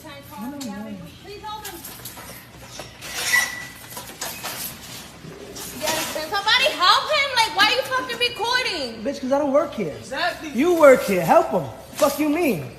Dumbass. What? I'm sorry. Hello? Yeah. Thanks for trying to be a good Samaritan, sir, but it's their job. That's it. Everybody's gone. Wow. Like, why? So he's like, I don't work here. You work here. Yeah. Like, it's so immature. But I think the man, honestly, like the funny part, like the New York accent, like you can tell they from New York. So Straight that's up, why I straight up. when we call her a dumbass. Like that's what makes me laugh all the time. But And then his y'all don't work here. You work here. Like Yeah. that was funny. So I'll just say what I think real quick. I think her asking him, first of all, you don't have to ask a man that's going to help because a man would have been stepped in. You asking somebody that don't give a damn. So his response is going to be like that. So it was appropriate for him to say what he said. It's just that he put a spin on it. He said, oh, I don't work here. You work here. So he's like, I don't have any responsibility. I'm not going to step into something to make the situation worse for me as the person. You know, because what happens is you step in and then now you can get affected or you could get hurt. So he don't want no lawsuits because remember, this could be a lawsuit. So you don't want no lawsuit between you and the store, the store and the people fighting. Everybody's involved. So he's like, I don't work here. You work here. You handle it. So I get where he was coming from. And that was different for me. yeah, I would, man, honestly, like that would be like a weird situation because I'm one of the type of people that would try to step in and help, but I understand. I can put myself in the other person's shoes that wouldn't, right? Because so say if I jumped into something, right, trying to stop somebody from stealing, and then now we get into a little tussle, and then I hit him with a few, and then knock him out, and then he hit as he falling, he hit like a pole or something like that, or hit the ground and dies, right? Like I seen videos of guy hit him with a one punch, one punch knockout because they was about to get into it, a fight outside, right? And then other person came to him with it and he knocked him out, and then he died, and then that guy's in jail. You know what I'm saying? Right now for 20, 30 years. Yeah. You know what I'm saying? Because he knocked them out. So a lot of times we will want to get into a situation, but I think how the laws are set up, it's kind of hard to be a good Samaritan now. And now a lot of people just want to record. So either they want to record, or the people that's like me that would want to jump in and do something. It's all these different laws that get in place. I even know another story. When I was stationed in California, they was talking about how this lady got into a car wreck, right? And then he seen her in the car wreck. Her car was flipped over. He pulled her out the car, whatever, but he pulled her out wrong and it hurt her neck or something like that. But it saved her life. If he didn't pull her out of his car, she would have been dead. Mm-hmm. After she got healed, she sued the man. You know what I mean? Before the damages on her neck and all that type of stuff. But he just like, ma'am, you wouldn't must be able to sue me because you would have been dead if I didn't take you out of here. Wow. But they awarded her the money. Oh, so she won the case? Yeah. So okay, that's the thing. You try to help out, and he thought he was doing a good deed because he did. He supposedly saved her life, but because he wasn't a trained. Mm-hmm. So the only people that should be pulling her out is the firefighter or the EMT, right? Yeah. He's neither. Mm-hmm. Well, at least he's not on the job. Yep. So now he's actually being sued, and she won because those are facts. You're not none of these, so you can't. You're gonna have to call and wait. Yep. but she would have died if he didn't do it. So a lot of times it's easy for us to say, hey, step in and do something, right? But a lot of times some people are not just willing to do it. Just like what Beautiful was talking about, the fight or flight mode. You know what I mean? Some people just gonna, hey, I'm gonna stay out of this because they seen like some people got killed from doing it, or they just don't want to get dirty into a situation that's going to affect them, right? So it's a hard situation to kind of tell somebody, hey, put your life on the line for somebody else. But I can understand it because I have put my life on the line for somebody else. You know what I'm saying? So the question is now, because I know you the type that would step in. And if this were, let's say we were in, I think that was in New York, in the Bronx somewhere, right? Let's say we were there just going to get some, whatever we want. And that happened. And you know how it is today. You can either lose your life, you could go to jail for ending someone's life on an accident, or you're going to get sued for even being involved because the store district manager is like, no, who is that? Okay, no, he doesn't work here. We got to include him. And now he's part of the lawsuit. Okay. And then the other part of, obviously you're helping, right? So now that you know all of these things, what would you do now? I would have, and if I was in that situation, I would have helped still, but I would have just been strategic with it, right? So when the guy was holding him down, if he would have had one more person kind of get in there and just kind of like hold him a little bit, kind of, you know what I mean? You mean someone helping you? Yeah, like him, because I would have helped the individual that was helping him, the white guy that was helping him. I would have kind of just, you know what I mean, kind of barricading him so he can kind of get away type of deal. So y'all like have him against the wall. Yeah, something like that. Okay. Yeah. And then because a lot of times, like the more people that join something, the more people want to be bold and help. So now if they see me going, all right, cool. Now we're probably gonna get another person that's gonna want to go, because a lot of people just like to follow. Well, they just don't want to be the only one or the first one. You know what I mean? So that's what I would have did to kind of help that situation out. Or I would have, depending on what he did. If he just stealing or something like that, whatever, of course it's wrong. All right, I don't want to do that with him. But it just depends. If he kills somebody, I'm definitely joining in that because we got to get his ass on. But no, I'm saying, so okay, that's per situation. So if it's a dangerous situation, because remember, you could lose your life, you could kill somebody else, you go to jail. So are you always going to step in? Or you're just like, it depends. It depends on the situation. Because all of them are risky. Like, cause I seen it. So because that guy that he I'm was gonna tell y'all a story. I'm gonna tell y'all a story. I don't think I ever told you this story. I was gonna say that guy that he was put on the wall, he could have had a gun. Yeah. So then, yeah, you know what I'm saying? I'm gonna tell y'all a story when I was young, growing up Birmingham, right? I don't think I ever. First 48. If y'all don't know about Birmingham, Alabama. Yeah, it's rough. First 48. That's how bad his area is. But yeah, so I seen I was probably 13, 14 at this time. I was around probably 12, 13, maybe in middle school, something like that, right? I had seen, we was at a store and we seen this. I was with I had a little girlfriend at the time, little middle school, little girlfriend, nothing serious, right? But I was there. It was me, her, and the mom. So we went to this store. We stopped at this store, and we heard like this woman screaming. So we seen this guy beating on his girl, right? So after we seen that, it was we heard screaming and stuff, and then another lady came up and told the guy to stop. You know what I mean? So she stepped in. She was the bystander. And when she said that, he said, okay, what you said? He pulled out his weapon on her and put the gun to the head. The lady was there with her daughter, right? So the lady she was standing there with the gun on her head like this, right? And she was like, you keep talking, I'm gonna kill you type of deal, right? And then the lady was like, well, you're gonna have to, you know what I mean? She gonna do it. She was crying and sad, whatever, right? But she was like, you gotta stop killing that lady. So that's what I'm saying. Like, so situation like that, whatever, like you said, it could have had a gun, but I actually seen that in person. And when I seen that weapon, my young ass ran. I ain't gonna lie to you. But I'm saying, I got up out of there. But so that's what I'm saying. You as your father, your husband, and all these things that you have big titles now. So that's why I'm asking. I'm asking for real. Because I know you are the type to help, but it depends on the situation. Is it worth it? Because anybody could have a gun and all of these things. This guy in the store could have had a gun. But you know, you have big titles now. So you see what I'm saying? Are you still going to help? That's what I said. It depends on the situation. So okay. Yep. Yeah, so let's get into the Oh, I see Hustler and Muscular there. We're gonna get you up.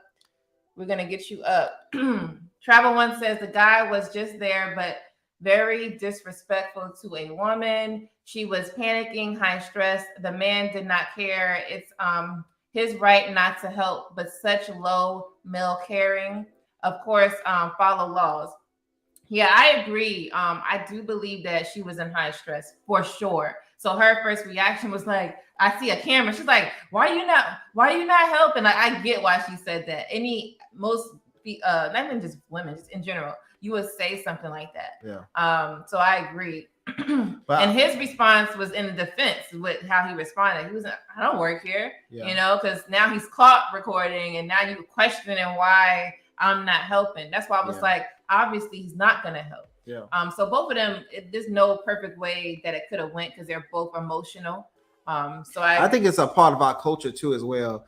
Our culture, they don't give enough respect for men too. So when men do anything, it's always frowned upon. It's always our fault, and a lot of guys has checked out of basically trying to step up and be that man. Because in foreign countries, say if this was in the Middle East, I seen plenty of videos of a man doing something stupid or stealing or something, or the whole neighborhood, everybody on that damn street whoop that guy ass.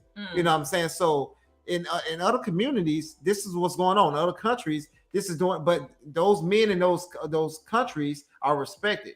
They're not frowned upon, like, and they're not disrespected like how in today's time, you know what I mean, you disrespected just for being a man type of deal. So if we change out of how we look at the cultures, because in those countries, the women are not disrespecting the men, like talking about, oh, I can whoop your ass, or I can do this, I can do that. So that guy's looking at her as an equal person. So shit, why you not doing something other than saying, hey, I'm a man, I'm stronger? He looking at her and saying, no, we equal. You want this shit, right? Go get it. You know what I mean? So I think it's just our culture it's so bad and so and you know what I mean, messed up right now. So yeah, I agree with that. There's really no way.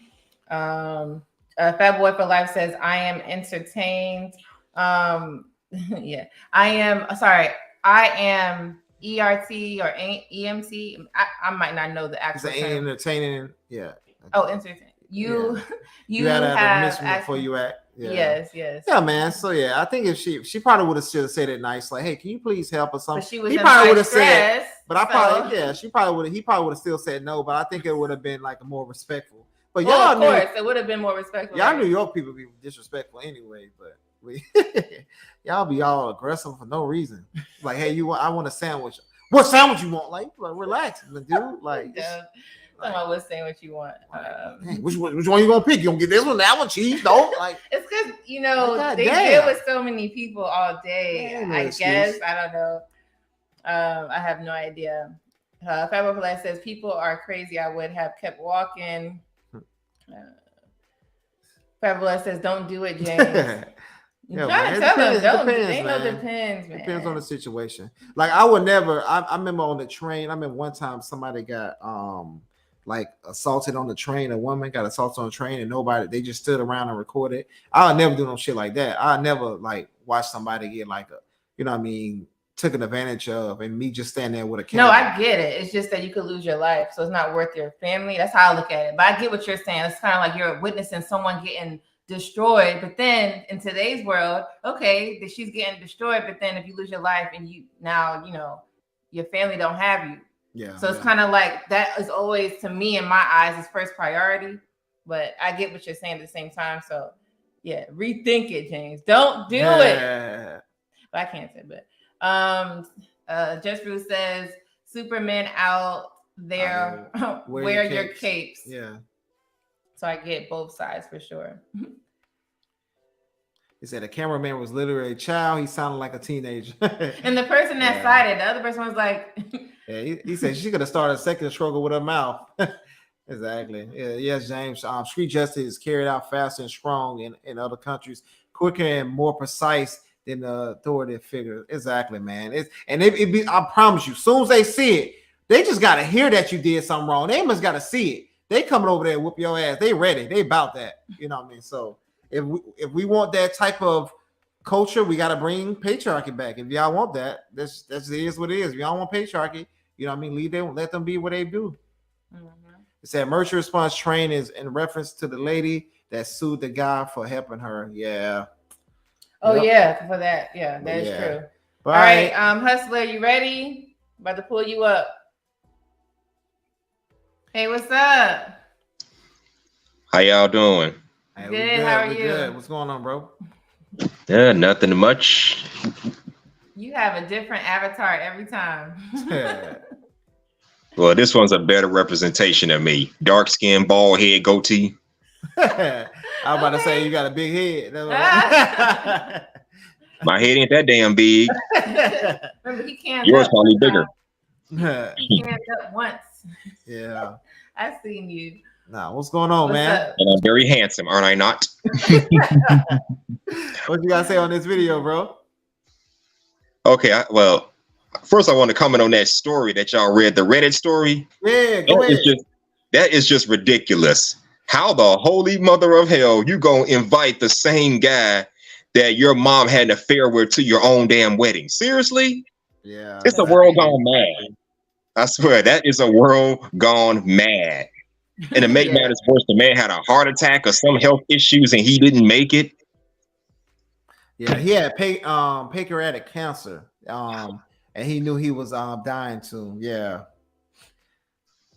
Yeah, that was just, it was heart-wrenching, but at the same time, blood boiling. That really pissed me off. Yeah, man. It kind of made me feel a certain type of way too when I first heard the story.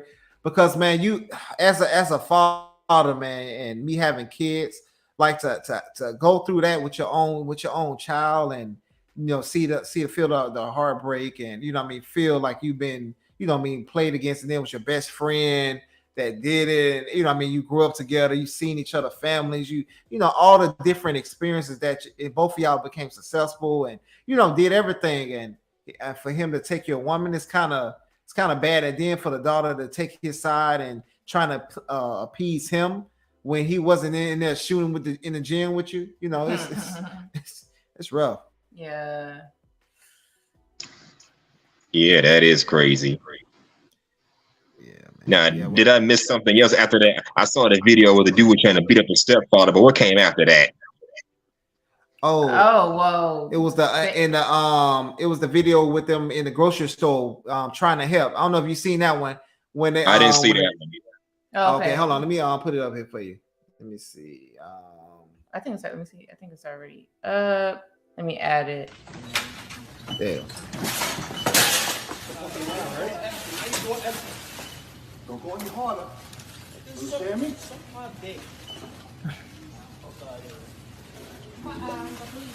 Okay, what the heck is going on here? Why is he? So they trying to stop him from stealing or doing something. He did something wrong, and the guy's trying to stop him from getting away. Somebody help him! Like, why are you fucking recording? Bitch, because I don't work here. Exactly. You work here. Help him. Fuck you mean? Dumbass. What? I'm sorry. Yeah. Thanks for trying to be a good Samaritan, sir, but it's their job. That's it. I just caught it. He just told him basically, why did you help? That's their job. He was telling that guy, the guy with the white shirt that helped him. Yeah. Thanks for being a good Samaritan, sir. That's their job. Like, what the hell are you doing? And he said it's everybody's job. That's what his comeback was. I don't know. When I see stuff like that, I just stay out of it. That's just me. See, that's what my I wife seen told me somebody. she want me to do.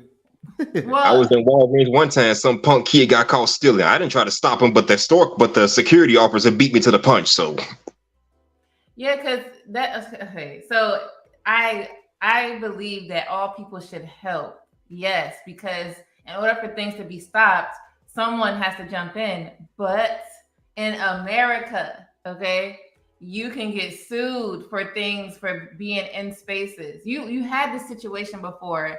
I'm not gonna say who, but when we were at in a hospital, you tried to jump in to help. Oh yeah. You can't, okay, because you can get in trouble and it's not worth it. You let the security guard that they hired to do that. And then guess what? You can either say you did your job by calling the authority or finding an authority. You walk out, you can find a cop anywhere.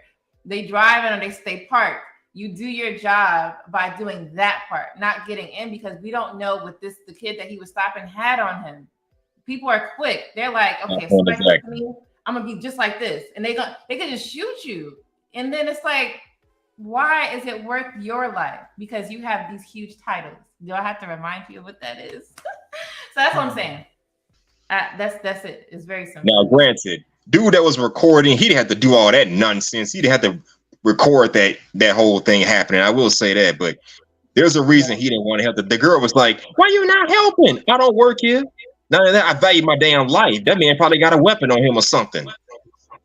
That's the thing. Yeah, that's what she was kind of. That's kind of like. Just Rule say, like he probably trying to steal a case of a 12 case of insurance. He said, "I just caught the employees behind the counter not doing the damn thing." That's messed up. Also, she didn't yell at her employees. So. I know, right? Dang, I missed that part. They were, yeah. That's the thing. Now, I will say this: what he could have did was, well, if he saw what happened, and alert the store clerk, alert the person at the front desk or the security that, oh, this person's stealing, or this guy doing that. Right. I hear we call that dry snitching, but hey, that's doing something right, ain't it? Yeah, that's our actual job. Like, because it's like you let I think he said the correct people handle it. Now, if it's your family and all types, that don't matter, then yeah. You're going to risk your life for your family. See what I'm saying? Your family. Yeah. Then, if that happened, then we say, oh, at least you did something for the family, not for a stranger. It's just me. I don't know if that's wrong. That's how I feel. Yeah, man. Look, James is like, I feel the same way. If it ain't somebody, if it ain't somebody stay the hell up out of it. Otherwise, the people you do know gonna miss you in the long run. Yeah, and then we're dealing with that. Sometimes I like violence. Yeah. Listen, no. What's wrong? But no, so you did. So you helped medically, right? Remember the time we were at Six Flags, and there was a guy who passed out, and the wife didn't know what to do, so James jumped into that. But guess what? That wasn't dangerous. You were saving someone's life. Yeah. Literally, he was gone, and James revived him in probably 2 minutes. What he did worked, but see, that's different. Your life is not on the line; somebody else is, and you help that. Are you telling my business like that? I don't see. It's on tape, and we posted that a long time ago. I don't remember. Oh, I don't remember. Hey, you saved somebody's life. But now I don't know how the Good Samaritan laws work where y'all live at, but I know in some states you won't be penalized for saving somebody's life like that. You can be rewarded, or at the very least, get a pat on the back for saving somebody life, depending on how the laws out there work. The more Good Samaritan laws, whatever.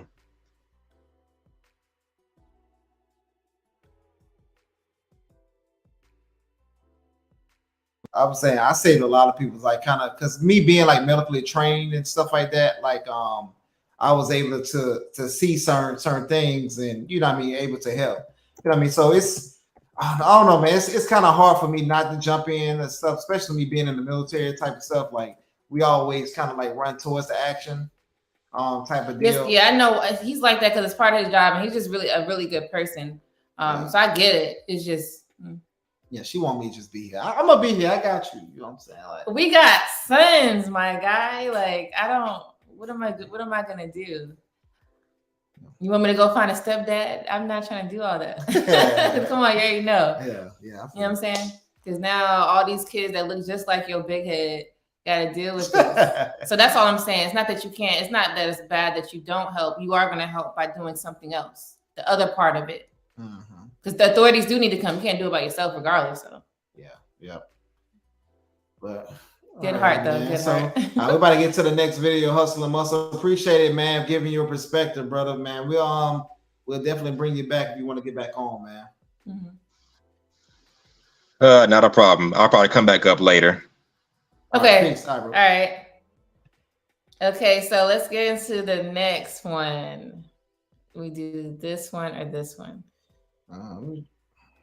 We try that. We This try one? that. Yeah, that's fine. Okay. All right, let me get this video up. Thanks for rocking with us. All right, here we go. This is about a No, you still watch. That's it. That's it. I don't think she's. No, that's it. Single women who are over 50 years old who have been reaching out to me for wife coaching tips, I'm no longer taking them. Don't pay the money through my website because I'm just going to refund it to you. I've had a couple of experiences this week, and here's why. Most of you, not all, but 99% of the women who are 53 and older, specifically 53, 55, 57, 59, 61, 64, in those age brackets, have been the most challenging for me to coach because the standards are unrealistically high.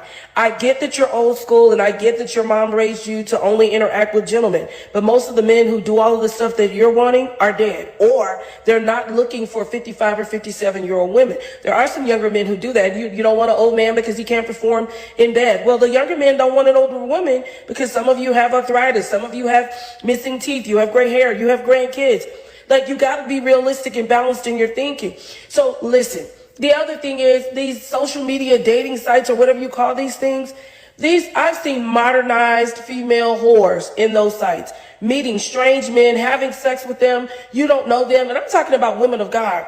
You've got to make some shifts and some changes in how you think and how you process if you want to be married. Now, if you just want to be somebody's jump off and you just want to be somebody's cougar, or somebody's fun girl.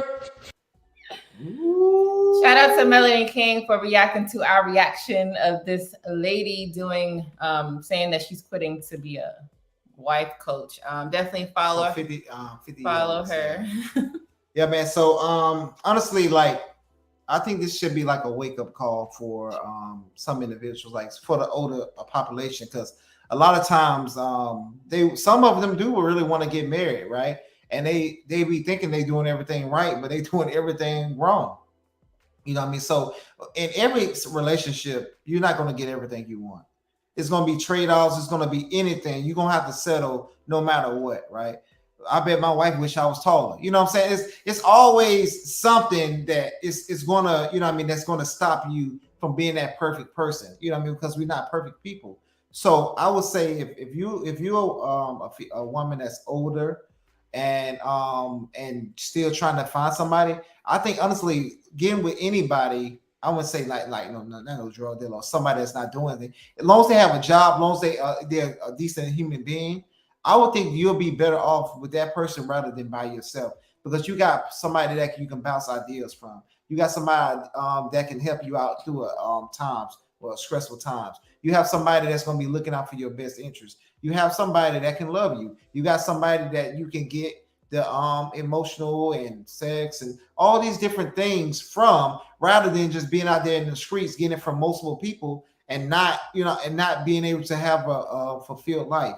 You know what I mean? Because a lot of times we like to mask things and thinking like, oh, well, my life is so good, I'm single, I'm happy, and blah, blah, blah, just to lie to yourself rather than just saying, hey, it's certain things I need to fix, it's certain things I need to do, and I can be better off with somebody, rather than me just saying, well, at least only thinking negatively, because I think that's what most people do. They always bring about the negative points rather than thinking about the positives of being with somebody. I wouldn't trade it for a word of for me being with not having a wife.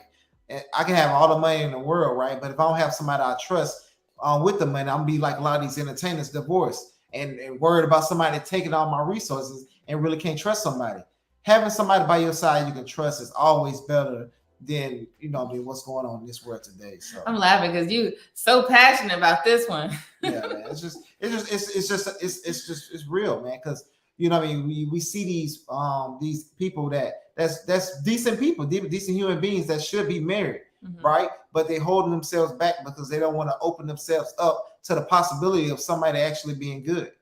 And then they'll blame everything else rather than just saying, hey, I can actually do this. I can actually be with somebody. I can actually be happy. You know, and they wait so long, and then now they just so used to being by themselves, and now they don't want somebody in their environment. So now you settling for being by yourself, because that's what you really is doing. You know what I mean? You can say you're happy all day you want. I can say I'm happy being broke, but you're gonna look at me and laugh. You know what I'm saying? Yeah, I'm happy being homeless. Yeah, thank you. No, you're gonna be like, nigga, you need to you need to be living in the house. You need to be good. So yeah, I mean, my take on it is her frustration was funny. She's like, I don't want no money. You can take that. I'm good, you know. That was funny. I just, I forget the age. I think that just in general, ladies need to have realistic standards. You can have a high expectation all you want to, but you have to go by what the average type of person is doing.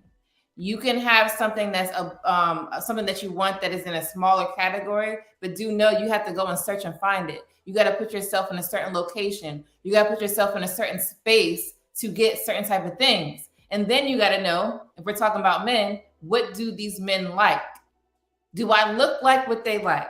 Can I provide what they like? You got to look at yourself and be like, yeah, I got it, or yeah, I don't. That's the thing.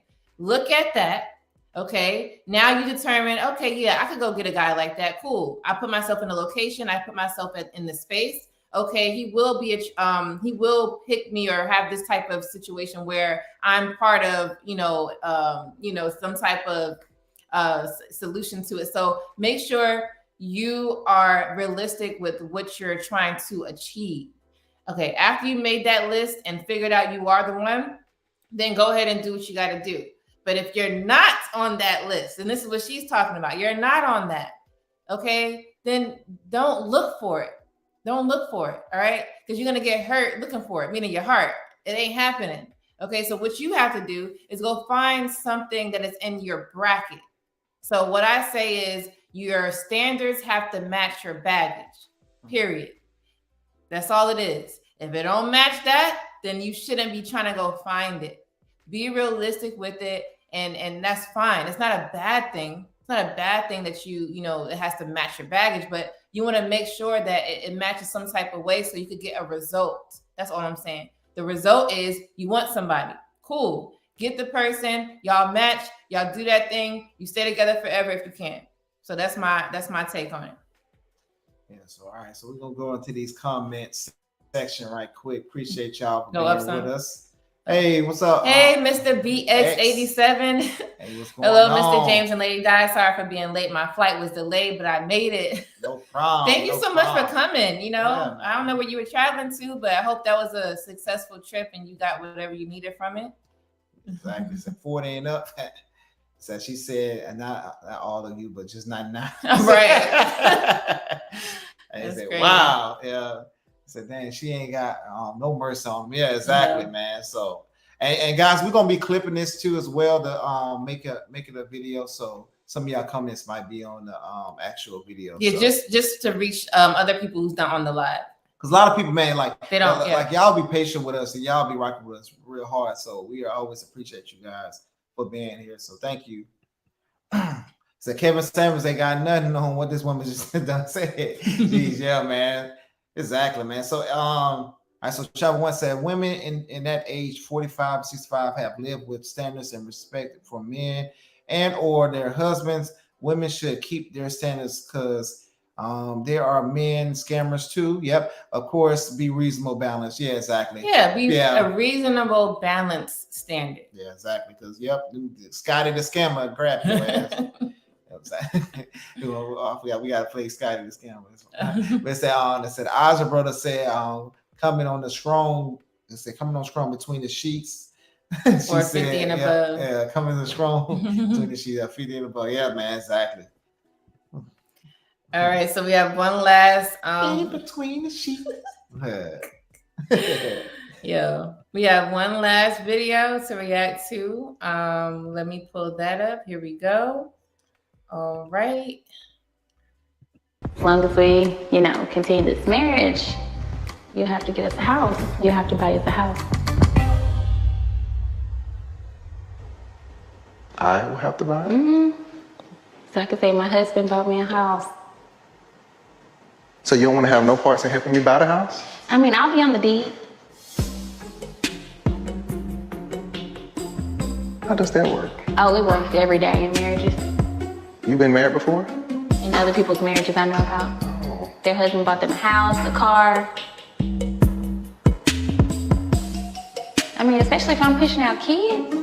Those are some good push gifts. We can, Shaquille, let's save to work towards buying a house together. It was just a, Shaquille, no, you gonna buy me a house. Yeah. I'm just stuck on the buying you a house. Us a house. You said you. You said buy my wife a house. Yeah. This is who I am. Keep thinking. Let's think at home. Yeah, she knew that was gonna he wasn't rocking with that conversation. That was crazy, y'all. So I mean, okay, so this is the thing. You want a man to provide, then you want him to provide the house and the car, right? But it seems like maybe she's working. So if you're working, then what's going to naturally happen? Y'all are buying the house. Yeah. I'm just saying, not that she can't work. I'm just saying realistically, it would make more sense to get more because he has his income, which is probably in the bracket that she wants. And then she has hers. So you could get a better house by putting them together. And pay it off quicker. Right. And he's saying, saving up, we are saving up to buy us a house because you have money. Now, if she didn't have money, meaning she wasn't working, then it will roll into, he bought us a house because there is no other choice. Yeah. But it don't seem like that's what's happening. So realistically, that doesn't make any sense. You have a job, y'all are going to put your money together. Like, that's how it should be.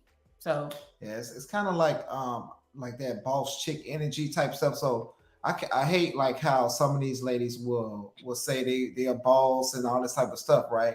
But then now when it's time to, all right, you're a boss, right? Boss, they put their money where their mouth is, right? They handle business, they handle things, right? So now it's your time to kind of step up to the plate because so a lot of time with guys, right? We are saying, hey, all right, we got our woman in the workforce. All right, cool. We got somebody that we can depend on financially. Say if something goes down, all right, we want to make these extra investments to put us at a different level. We have somebody there. We don't got to run to a bank and beg them for some money. I could just say, hey, baby, I need this money. Boom, boom. All right, let's get it. We need to make this investment right here. All right, cool, baby. Thanks. All right, that sounds like a great investment. All right, let's get it. Instead of that, is I want you to do everything, and I'm just going to keep all my money right here on the side. Right. I don't understand how that makes sense. That's why I said if she's working, then y'all are going to buy your house. I don't care how much money this man has. Exactly. You got to contribute to something, even if it's paying for the new appliances. You got to do something. This is how it sounds to me. I'm gonna have all my money. You're gonna spend all your money the whole time we together, and then soon I'm gonna keep my money on the side. And then as soon as I'm ready to leave you or divorce you, I can have all my money and just go. No, it's not. It shouldn't be like that. It should be, hey, we all put this money into this pot. We all family. We all gonna get this crap done. We're gonna get this house paid off because I don't want that debt in your name because whoever gets the loan, that debt is gonna be in their name. So it's gonna be higher interest rates when they buy other stuff, right? Or they can come up with a plan of, hey, are you gonna put the house in your name and then I'm gonna put the cars in your name just so we get the best interest rate? Or I could just, like in our house, right? My wife wasn't working because we have young kids. So cool. I got everything in my name right now, right? And stuff. And then now when she started working, all right, cool. We need to build your credit up because you haven't been working all these years because you've been taking care of the kids. All right, let's build your credit up and stuff like that, whatever. So you okay too. We have too much of what if this happened rather than all right, let's build each other up. You know what I'm saying? So sometimes you got to take turns. Yeah, like basically, so if I was working before he bought houses for us, then yes, it will be one person on the finance loan because we both can't have this big ass mortgage under our name. For financial literacy, that doesn't make any sense. So one person's gonna have that. Let's say it's going to be him, right? But the money that I'm making, I am going to contribute. I'm going to send money into the account to help pay for the house. Like when you know how you got to have a percentage down, all of these things to get a house. I'm going to put the money that I'm making into it. That's helping buying the house, right? But behind the scenes, the loan is in his name. The deed is in our name. Yes. But if you have money, There's no sense to hold it to do what with? Go shopping? Yeah. You got to do something. That's all I'm saying. And we have to be more humble in our society. Like we take shopping and spending. All these clothes are made by the same people. Honestly, if you really look at it. You might think that, oh, it's a different type of material. Oh, this Egyptian cotton and all this BS. That's not BS. Egyptian cotton is soft. At the end of the day, them clothes don't get old, just like my clothes I got. Not Egyptian cotton. Like these cheap clothes I got on right now, they gonna get old. Your clothes gonna get old, and you ain't gonna wear it no more. You probably wear it 1 or 2 times anyway. So a lot of that stuff, and I wear this shirt probably more times you wear yours. You know, I mean, a lot of that stuff doesn't really matter. Like we gotta actually humble ourselves. Like and this is the reason why we're so depressed as a nation. We have all these different issues that we trying to keep up with whoever, rather than saying, all right, let's actually build something. The people that's smart, that say, hey, we're gonna put our finance together and make investments, they're gonna get way more out of life than the person that is like, oh, I'm gonna keep my bag just in case, blah blah blah. And if you really want to actually do something or get over on somebody or get over a man, only thing you got to do is just help him invest. This free game for the scammer women. Help him invest, help him get all his damn houses, because when you divorce him, you're going to try to take half of it, right? So you want him to have more shit so you can take more shit? Y'all are acting backwards right now. If you're really thinking about it.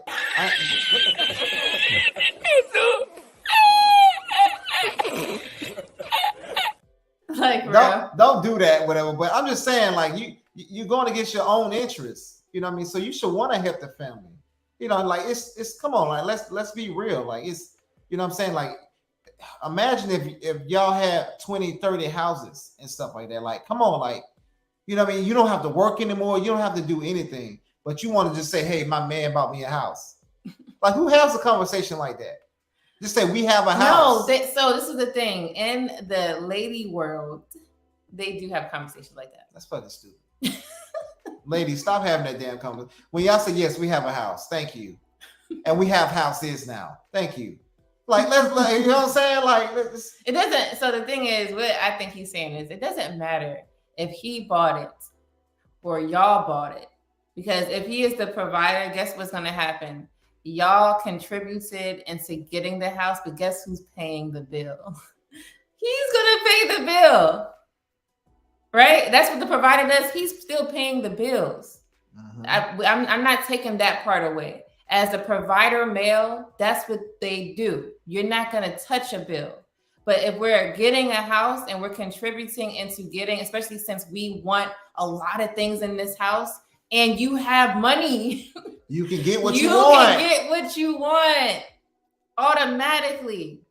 For the most part, you come to a solid decision. Yes, you got to plan it. You don't just buy anything because you have extra dollars. Y'all are going to talk about it. But yes, it's just, now, this is just the scenario that we're giving. It does not have to be that way. There could be a man out there that is working, his wife is working, and he's still going to buy the house. Don't touch nothing. But the question still lies, what are you doing with your money? But most men are not like that no more, guys. I will tell y'all, because they seeing how women are acting, and they understand that most women are just after the money. So they seen online, they seen a lot of these different videos of how women act, these gold digger pranks and stuff. So a lot of this stuff is kind of changing the narrative of how men look at women, right? So the women that's seeing this, or hearing how the narrative is starting to change, just be wise in what you're saying and what you're doing, and then the man will respect you more, rather than that other woman that just there to say, "Oh, my man bought me a house." Like, you think I wanted that picture in the back of the ground? I didn't want that shit. That shit was expensive, right? I didn't want that. You know what I mean? I didn't care about that stuff, right? So everything I bought, that chandelier was clearance. You know what I mean? Everything I gave was on clearance. That wasn't on clearance. The gate, that's the child gate. Yeah, that was clearance too. He actually got that in the clearance section at Home Depot. Goddamn, the paint on the wall is on the clearance section. Clearance paint. You know what I'm saying? So that's how he's a bargain shopper. Exactly. So he saved money. He was able to do a lot. I was able to get a lot from James because he is a person that, you know, respects his money. Like, it got to be this way so we can do things and have more. Exactly. So, man, just like women, like, we have to change the narrative, and we have to start working together. Like y'all have advantages now. Like I always say in the last stream, like you have advantages. You can actually build wealth, you know what I mean, using the government with your man. You know what I mean? Only thing you need is 51% of the business and you'll be all right. You can get government contracts. There's a lot of different things that you can do. You know what I mean? So just make sure you got that stuff in order, man. It's crazy. Yeah, so. make sure you have it in order. Like I be getting a little frustrated sometimes, guys. So just bear with me, man. So he does. He be like, you know what I'm saying? Like, you know, I understand what he's saying. It makes a lot of sense. So I get that. But yep. Yeah, man. Well, let's look at some of the comments, man. So I want to see what y'all got to say about this video because I know a lot of times, you know, what I mean, I be getting so passionate and y'all be just being with me, but I be trying to remain calm. I didn't go too crazy on this one, so okay, here we go. All right. So let's say where we stopped at. So this is about the video of the lady saying that I want you to buy me a house. Right here, he said. Okay. He was like, "What?" He said he screwed up. Yeah, this is who she is, man. Yeah, man. It's gonna be crazy. All right, so let's see. Trevor one says, with all the traditional talking points, it is traditional for a husband to have a house for his wife. Yep. To move into that was the norm. Now it seems men forgot that part. Her request is okay.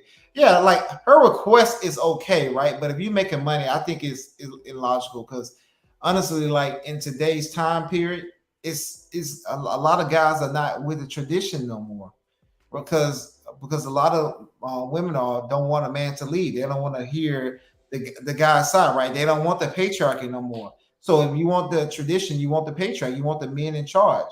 But a lot of women not going for that today. So all right. So let's say I was working at that time when we bought our first house, and I said, James, you know how me, I'm goofy. So I'm like, James, I want you to buy me a house. Who would you? I mean, I don't think you would respond like him because you already are a provider person anyway. You're gonna be like, yeah, I'm doing that. Like you would probably agree that you buying me well, not me. See, that's what she messed up. But then I kind of get what she's saying at the same time, like what Travel One is saying. So I don't think you would have responded like him, like so shocked, like how could you? No, I would have felt a certain type of way, honestly, because I would have been like, "What's your motives? Like, what is your thinking? Why you care so much about what other people think?" You would have took it there, right? Yeah, like of course I'm gonna buy a house, like because I want to buy a house because I want to make money when I sell it. You know what I mean? So of course I'm gonna buy a house because that's the quickest way to become a millionaire, right? So I'm gonna do it. Whatever, but why you care about how you want to say about what other people? That's what been more on me. That's why. So it's more about the demands, like me making you. She working. Yeah. Because like you, so you bought a house right on time, actually. Right? I'm sorry. We got married. Yes, we were married already. And I was pregnant, and he bought a house when I was 5 months pregnant. So I was able to, I don't know if you guys, the ones that do have kids, that nesting stage. My nesting stage was a bliss for the first one because it was a new house. Everything was already out. I was able to put in what I wanted into the nursery and, organize the kitchen, all those things that nesting requires. I was able to do that because he provided the house right on time. But I guess what he's saying is demanding it. This is how she said it. Like, especially if you was making money at that time, right? Yeah. I would have been like, okay, all right, well, the money is, I'm seeing how much money in your account because we got the same account anyway. So, like, I'm gonna take some of that to put on the down payment. Yeah, of course. Like, what you think you're gonna be just here having a secret account? No, right. So that's the point. I'm not about that. Now I tell men, hey, if your wife got a secret account or a different account, that's a problem. Yeah, because she's just waiting to get rid of you. Especially, I can tell if you was like a dirty dude or something like that, right? You know, I mean, you like a no good dude or something like that, or you doing her wrong or something. All right, cool, I get it. You know what I mean? She's trying to save up. So you agree with that type? Okay. Yeah. Like if you get abused or something like that, all right, cool. But if you're not getting no abuse, and the man is being good to you, and you just stacking up money to leave him, that's the issue. Yeah, that's a you problem. So I learned something today. You're not doing that. You don't mind if it was within a certain reason why. Yeah, because get if it. you get abused or something like that, like you getting your butt whooped or something, like, of course it only makes sense. But if you're not, it's not nothing like that going on. There's no cheating. It's not nothing crazy. Yeah, All right, why you got a different account? Why you trying to leave and stuff like that? Like, I'm looking at you different. So if I had an account right on the side, and I told you I have an account on the side, you did. It's not that you didn't know, but I have this account, and I'm saying, hey James, I want to buy whatever I want to buy. This is my allowance to myself. What you want to buy what you want to buy? Yeah, and this is my allowance to myself. No, it don't work like that. You only buy what you want to buy. The hell, I don't buy what I want to buy. Shit, goddamn. It's about making sure that the family is taken care of. So we have to. And that's what I'm saying. We have to plan for the future. So you want to buy, say you want to buy a Chanel bag, and you only making $4,000 a month or something like that, whatever. You know what I mean? Is it reasonable to, hey, let me go buy this doggone bag? We got childcare, we got all these other bills that we have to pay for. But what if they're paid for already? Now what? Still no. Because we got the next month. It could roll on to the next month. I would say, I'm playing devil's advocate because there are women out here that think like that. So I'm trying to see a solution of logic. So what it is that, yeah, you could be able to buy whatever you want, but it's not logical. Why? Because you're not at that financial space of freedom. Yeah. Not saying that you can't do stuff to have fun or buy things that you really want, but there's always a time and a place to do that. I would say, man, honestly, if you can't go without working, if you can't live, so I just say this, I'm gonna confuse some people. If you checking into a 9-to-5 or you still have to work your business, you don't have money to waste. So you're thinking, so buying the bag, you think is wasting money? Yeah, it's wasting money because you're gonna wear that shit like 3-4 times. It's gonna get old, and then now you're gonna want another bag. Then now I gotta, okay, all right, go ahead, get another bag, and then now you're gonna do that, and then now you want another skirt. You want some red bottoms. Now you want a new car. Now we fucking broke for the rest of our life. You took it all the way there because that's what it is. So. Beautifully Animated wants to come back up. Are you ready? I'm about to pull you up now. Hey. James says she wants some bloody shoes.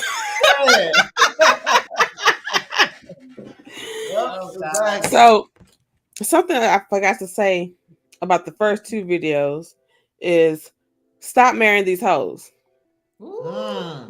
Male or female, stop marrying these hoes. Marriage doesn't change anything. A hoe is a hoe. And for this one right here, stop marrying strangers. Because ain't no way she's supposed to be up here talking about, this is who I am. You should know who you married. Because she did say marry, right? They married, right? Yeah. Yep. Exactly. Marry some strangers. Stop marrying strangers, okay? Get to know your people before you put a ring on it. Before you sign the paperwork. That's oh my true. Goodness. Hey, Hustler with the awesome avatar. Thank you very much. As far as the shoplifters, that was crazy when you played the video for the second time and he panned the camera around. That's when I caught the employees just chilling and looking at everything. It's not even ringing nobody up, just standing there. Yeah, I didn't see that part either. Yeah, that's a good point. And that's why I love like bringing y'all up here because y'all always see certain things that we don't see. And because I was stunned the coworkers, and when I looked at it, when I thought about it, I was like, yeah, they was in the back there. They continue to scan like there wasn't nothing going on. Like, I'm gonna bring these people up. We got a line. Meanwhile, right. That's how I think that's how they were hiding behind the long line of people because nobody was doing anything. There was no ringing up, and there was no purchasing. There was nothing but standing and staring. Yeah, and like my thing is training. What happens to the training? You got to train workers that if there's something going on, you must stop what you're doing. Go, click a button or whatever it is to call for help, right? And then proceed to the incident. Like that's. So I used to work at Gap, and where the shirt from? Huh? That's where this shirt from. That's funny. we were told to like try to, catch people stealing, and they'll most likely drop what they have and all that stuff. But we weren't told to physically stop a person from stealing. They don't have they don't have an insurance on you like that. If you're not a security guard or a cop, you ain't got no insurance for fighting nobody and stopping them from physically stopping them from shopping. I mean, lifting. God damn it, stealing. God dang. Yeah, tongue tied right now. No, yo, I was gonna say you made me think of something. I remember I watched a video from Walmart, and a guy stepped in like this guy did, and he ended up getting fired because of the insurance thing. They was like, sorry, you went against our policy, even though he was trying to stop the person. He stopped the person from stealing from Walmart, but they were just like, sorry, you went against the policy. Oh man. Yeah, they had a GoFundMe for the guy and everything, but yeah, he lost his job. So that's why the guy was saying, I don't work here, you work here, because he probably knew the laws. Oh, about that. Now we're talking about the guy, right? But she messed up. She's the one who initially messed it up. Why the fuck? Why you have to drop an F-bomb? That's automatically a fight. Oh, see, I'm so used to it. I ain't must hear it. Dang. She was like, why the fuck you not recording? Yeah. Right. I missed right. So that's why she messed up right there. If she had been more respectful, maybe he would have came back more respectful. But that, why the elf? No, that's them fighting words. Whether it's verbal or physical, those are fighting words. Huh? I'm not helping you in that case. Right. Damn. You're on your own. Oh man. Yeah, that's the thing. I think we were kind of talking about a little bit earlier. When situations are going down, we have to know how to still be calm. Like, you still got to talk a certain way, be a certain way, so you can get more things out of it. If you don't, and you respond like that, then that guy was like, fuck you mean? He's like, fuck you mean? He's so New York with that, yeah. No, man. What you got to say about that last video about the house thing? Well, that's why I say stop marrying strangers. Yeah. What she said to him was basically, this is who I am. If my God knows me, I don't have to say this is who I am. Like, he already knows. So the fact that she's saying that tells me that she's a stranger to him. He married a stranger. Yeah, and this, I think this is God's fault, because we are in charge of giving women rings, so we have to take responsibility on this one. What was you gonna say, Hustler? My bad. Oh, no, I was agreeing with you because, like you said, we're men. We control access to marriages and relationships. So we marry the wrong kind of woman. Yes, that should fall on us. It ain't like the women. Women control access to their wombs and sexual aspects. So if they had kids by the wrong man, yes, that falls on the women. So we're both responsible for different aspects of the relationship. Right. Yeah, man. So yeah, that was a great point. Yeah, man. And it's just kind of hopefully they can kind of work it out and kind of get on the same page. Yeah, I think hopefully he's done. Hopefully that's just for TV, because sometimes they like to create a narrative and stuff like that for TV shows. I could never. Yeah. I ain't thinking shit when I'm on here. It is what it is. Yeah. Right. And they don't want no woman being submissive on the TV show. Like, I never seen a submissive woman on a TV show. Oh damn. Like, think about it. In all these different shows, which woman was ever submissive? Maybe on those like Married at First Sight type of shows. And they wasn't even much submissive. I'm trying to think of one. But I'm trying to think of one too. I can't. They love the chaos. They love women acting that way, and to make it seem like all women act that way, right? And then now a lot of women is like, hey, I want to act like this because these women are getting these men. So if I act like them, I can get these men. And I have one.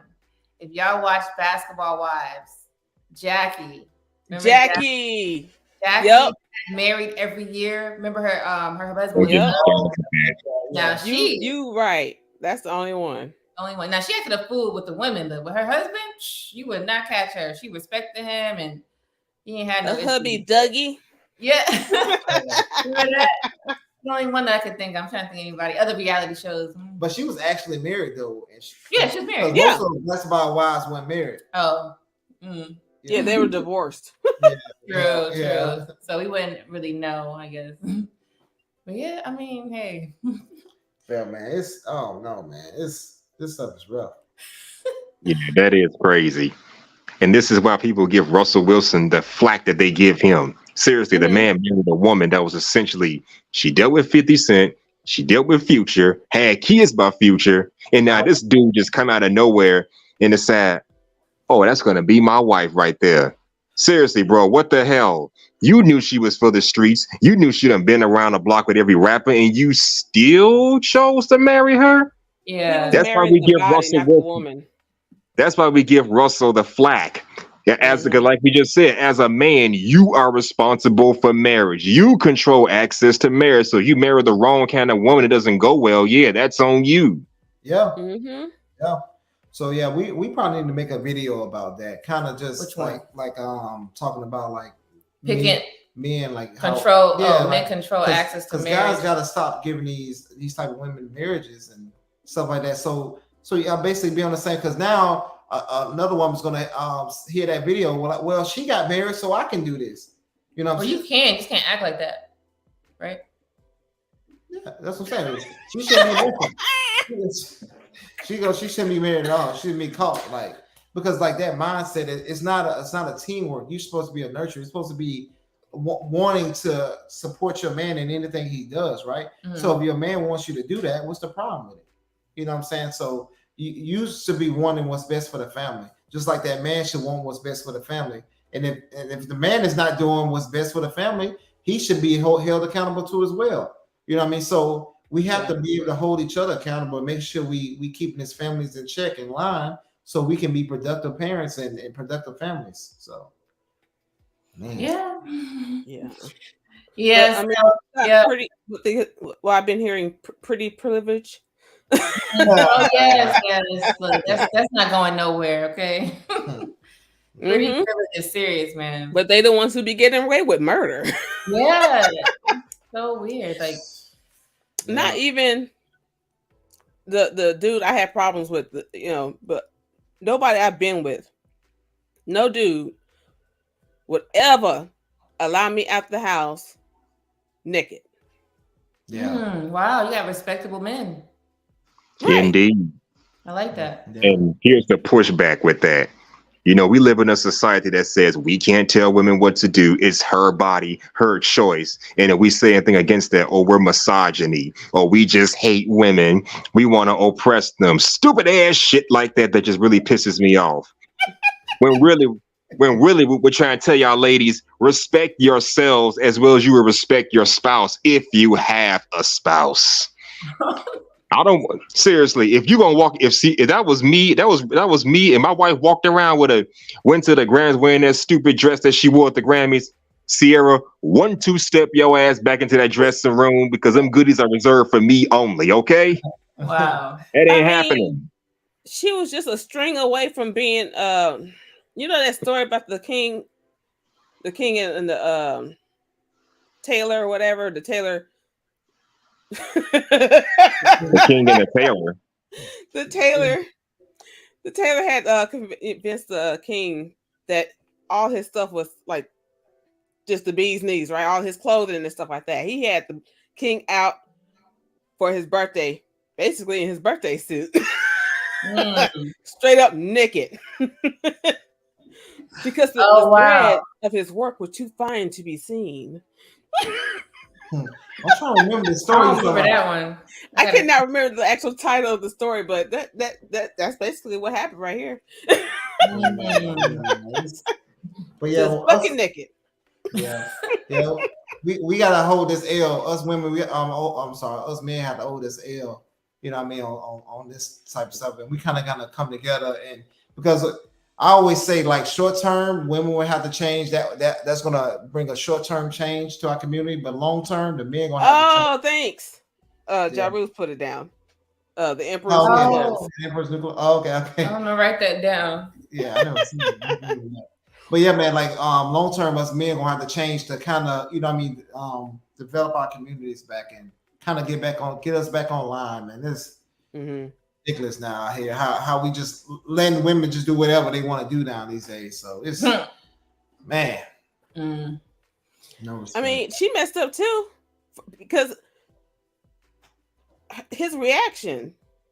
Like she was clueless, because if she wasn't clueless, he would have been like, okay, baby. Like she would have known that. Yeah, so she was clueless too, but she didn't give a damn. That's what I said. She didn't even like pick up his reaction. Like if I seen him looking at me, I was like, what did I say? Yeah. You want me to buy you a house? Right. It's like what? Whatever happened to independent women? Whatever happened to women being equal to men? You want equality only when it benefits you, but when it's time to own up and do some man shit and be responsible, now you want to say, oh no, that's your job. I'm not doing this. I don't want to hear that. No, it's nonsense. Y'all funny. Y'all funny. Thank you. Thank you very much. Look, your name need to have animated in that too, Hustler. Huh? Say what now? Hustler's name need to have animated in his name too. Right. That's funny. But yeah, thank you y'all so much for coming again to give some more perspective, that we wasn't thinking about or the chat wasn't thinking about.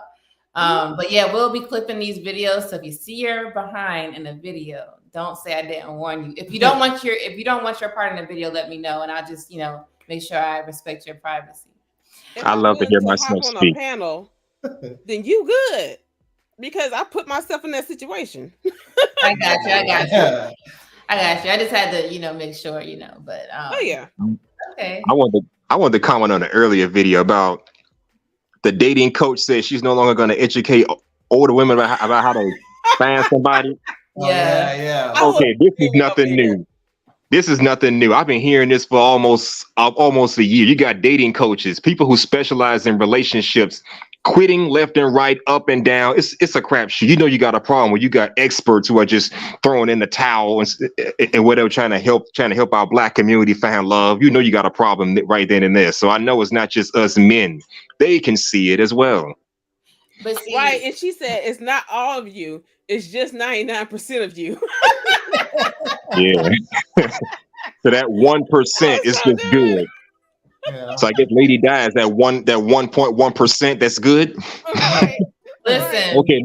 No, scrap that. Make that 2%. You got Miss Animated right here and Lady Di. That's 2%. Right. I literally had a similar conversation with James, telling him basically we cannot treat clients like they're we're going to treat them like family when we service them. But if they choose to walk away because they want to do what they want to do at the end of the day, or they choose not to have our services anymore because they want to do what they want to do, then we can't take it personal. We're going to look at it like we're going to do our job, give them all the best advice that we could give, and let them still have that right to choose what they want to do and not chase them. And like, why didn't you? Because then if you start doing that, you're going to start acting like this lady that quit. She's like, I put my all into these people and F them. I don't want their money no more. And then you're going to come into that situation when, let's not look at it like that. Yeah. When people don't want money, like I actually want people. Would you say beautifully?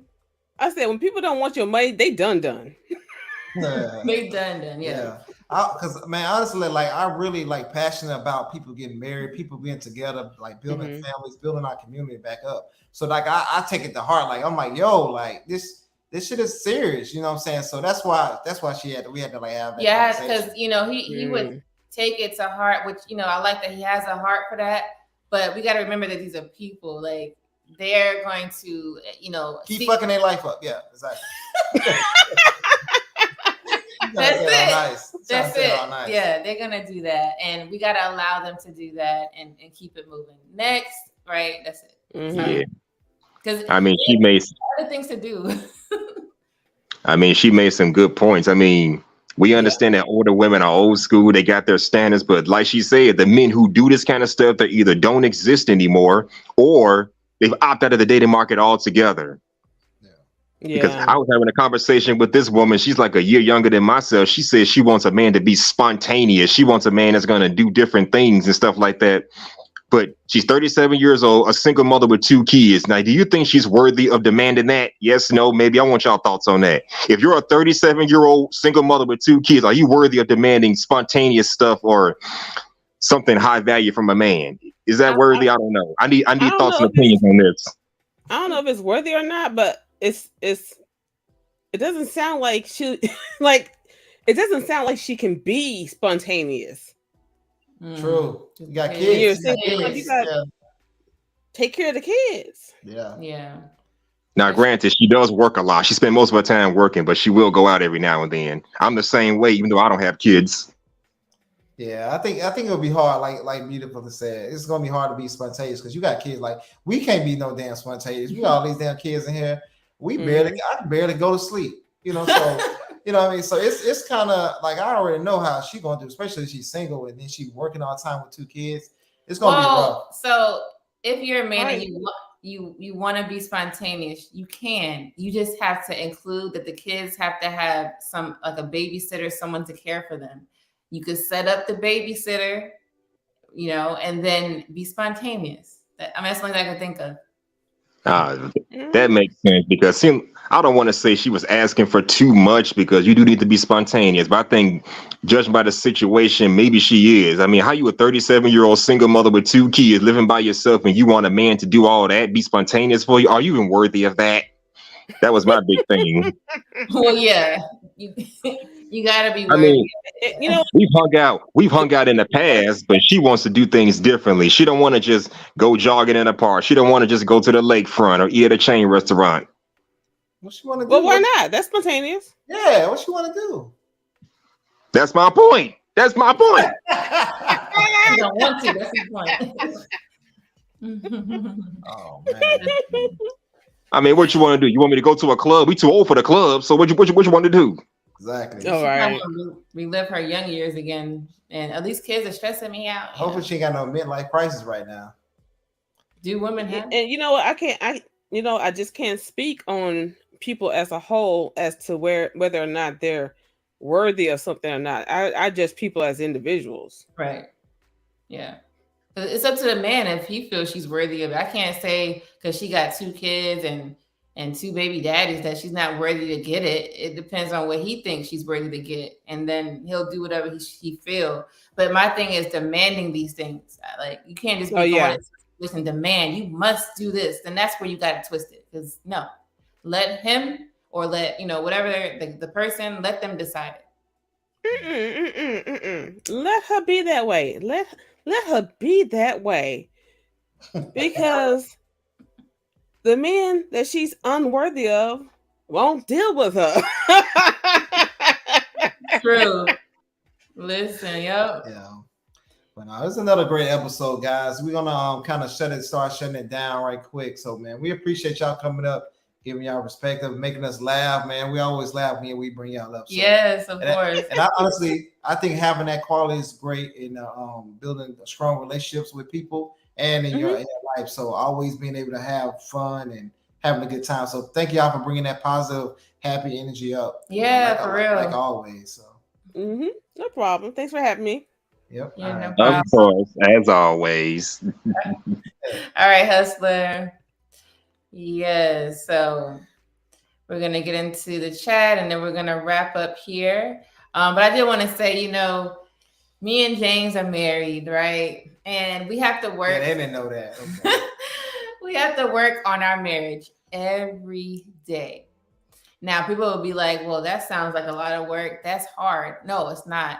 It's just that we're maintaining it. Just like you maintain brushing your teeth, washing your face, doing your hair, getting your hair cut, maintaining your. They're gonna be like, God damn, it's like that. It's like that. Nah, it's not. Locking the door when you leave. It's just maintenance. Routine. It's routine. Yeah. If you don't keep up or maintaining your marriage, then that's when stuff is going to fail. You're not going to miss the signs. Like, you know, if you're observant of, let's say James is acting a certain way, and I'm not picking up that he seems bothered, you know, like today, because me and him spend so much time together and I know how he is. Today he woke up and I was like, damn, James, you look like me when you woke up. I mean, when you wake up, well, right now, because he normally don't look like that when he wakes up. So I'm thinking he's like, he feels like how I feel. Like I don't feel like being up because I'm just one of those. You know, I want to get my sleep all the way. He came out looking like that. I said, oh, he goes, I said, oh, okay. He's like, nah. I said, oh, so what's wrong? So I picked up there was something wrong. And he told me what was wrong. And I was like, oh, but for me to pick up that's what marriage is about. You have to be observant. I'm not saying you're gonna be perfect and know every time someone is in a mood, but at least you're observant the most that you can be. And that's what I mean by working on it. So when he told me what the issue was, handling it to the best way that I can, right? Either not doing nothing or doing something, being peaceful, not talking too much, whatever the situation is that's going to help him get over whatever he's going through, then you are the spouse and you're responsible to help out your spouse. So that's why I say marriage is work, but it's good work. It's good work because you want to make sure that you maintain a happy marriage. So I wanted to, you know, share that with y'all. Yep. What about you? No, man, that was good. I was getting some of these comments, so I want to make sure you guys are heard. It says, "Say who you are, brother James. Keep preaching and teaching." Appreciate that, man. So, you know, so he's laughing. I think what's going on about the money. I said, Trevor said, James, she ready to get rid of you. If your wife had a separate account, like each couple has money plans and works for them. But it does, man. But I just don't like to hide, and I just don't. It doesn't make sense to me. Why you have your own separate account, and why I can't have access to it? Why I don't see it? It was always weird to me, that whole concept. But I get other people do it, and hopefully they stay together. Honestly, like real talk. Yeah, I think that's That was funny. Insurance. Oh my bad. Italy. Hey. So she goes, what? I'm going to have my own account. Don't do it, Italy. Don't do it. You're going to be in France, goddamn. Oh my God. And I'm going to put a certain amount in the conjoined account and a certain amount in the account. I'm not saving to leave. How do I know that, Italy? Look at me. How do I? You crazy. I mean, hey. All right. Yeah, let's see. The woman might as well be a sugar baby since she has dollars or Yeah, that's what it seemed like. He's talking about the girl in the video who wanted to buy the house. Oh yeah. Yeah, exactly, man. Like it's crazy. Like that woman might as well. Oh, I already said that. Huh? Listen, my bad. I meant to scroll right here. Okay. He said delusional people are spontaneous 98.7% of the time in their life. Yeah, man, they just doing stuff. It says, having a blessed night and weekend, James Lady Dialogue, along with the powerful guests on the chat family. Yeah, man, exactly, man. Appreciate y'all, man. Everybody, thank you for coming always, man. Y'all always bring great insight, stuff y'all always catch things we not watching and seeing. So, nah, man, we love that y'all come on and be respectful and, you know what I mean, have a great dialogue, man. So it's always, because some of the people we never even seen their face, because they can actually like screw our channel up. You know what I mean? But no, it's respect, it's love there. So man, we appreciate. You can't listen. You can't screw my channel up because I'm gonna do is cut it off, block. What you mean? No, I'm talking about like they was there from the beginning when we knew all this stuff. Oh yeah. Like they was there, like and it was like genuine. So I love genuine people, and you know, man, I love respectful people. So it's that means a lot. Everything, you know, being around those type of people. So. Big fact. So, you know, I want to shout out everyone who contributed to the page with the Cash App. Always, thank you so much. Thank you so much. We're trying to do better with commenting back on videos and lives and everything, because I see a lot of you guys support that. You know, if you don't mind, it would be nice for you to comment. We're almost there on our monetization, literally almost there, like, you know, probably in the next 2 weeks or so. So we're trying to see how that works out. And yeah, so just make sure you stay on the lookout. We have more videos to come. Follow us on Instagram. That's where you're going to see all of our reaction videos to the crazy stories. And I hope this live was very entertaining for you. We tried to provide as much as we could. to make it a show since we only go live once a week. But if you know anyone who needs dating to marriage advice, please send them our way. Let them know that we're live every Saturday at 9, and we will have a section where they can call in, or you can send them to my DMs at LADYDYTM on Instagram, or you can simply give them my email address, which is simple, bookladydye@gmail.com. And tell them we're not gonna dig too much, because I understand, like, people I don't want to really dig because it's out to the public, right? So for live, we're doing it live. Yeah, we're not gonna dig too much. So don't be afraid to ask any questions, guys. Yeah, ask whatever you want. Because I don't like embarrassing people, and I don't think that's a good way to have a productive conversation. No, we're not gonna do that. We're gonna talk about what you want to talk about. So if you want to go there, we're gonna go there. That's how I'm gonna play it. So thank you so much for being here, and let me put this up. But yeah, thank you all. I appreciate that. What is it? Yeah, that's it. We try to be super transparent. She always be messing. Oh wait, I do. Wait, no, take it off. Take it off. What? No, we're in the wrong section. I'm sorry, y'all. We doing some background stuff. Go ahead. But no, yeah. What time is it? 12:30. Yeah, this is like one of a long live. We ain't did one of this and. Like this is like one of the, I got a girl that I did that wrong, so y'all didn't see that. Yeah, tomorrow, we're gonna have some well-needed alone time. We have a date planned tomorrow. It's been a little minute, but we was able to get that accomplished. Have my mom actually, take care of the house, literally. And we're gonna go on a nice long hiking trip tomorrow.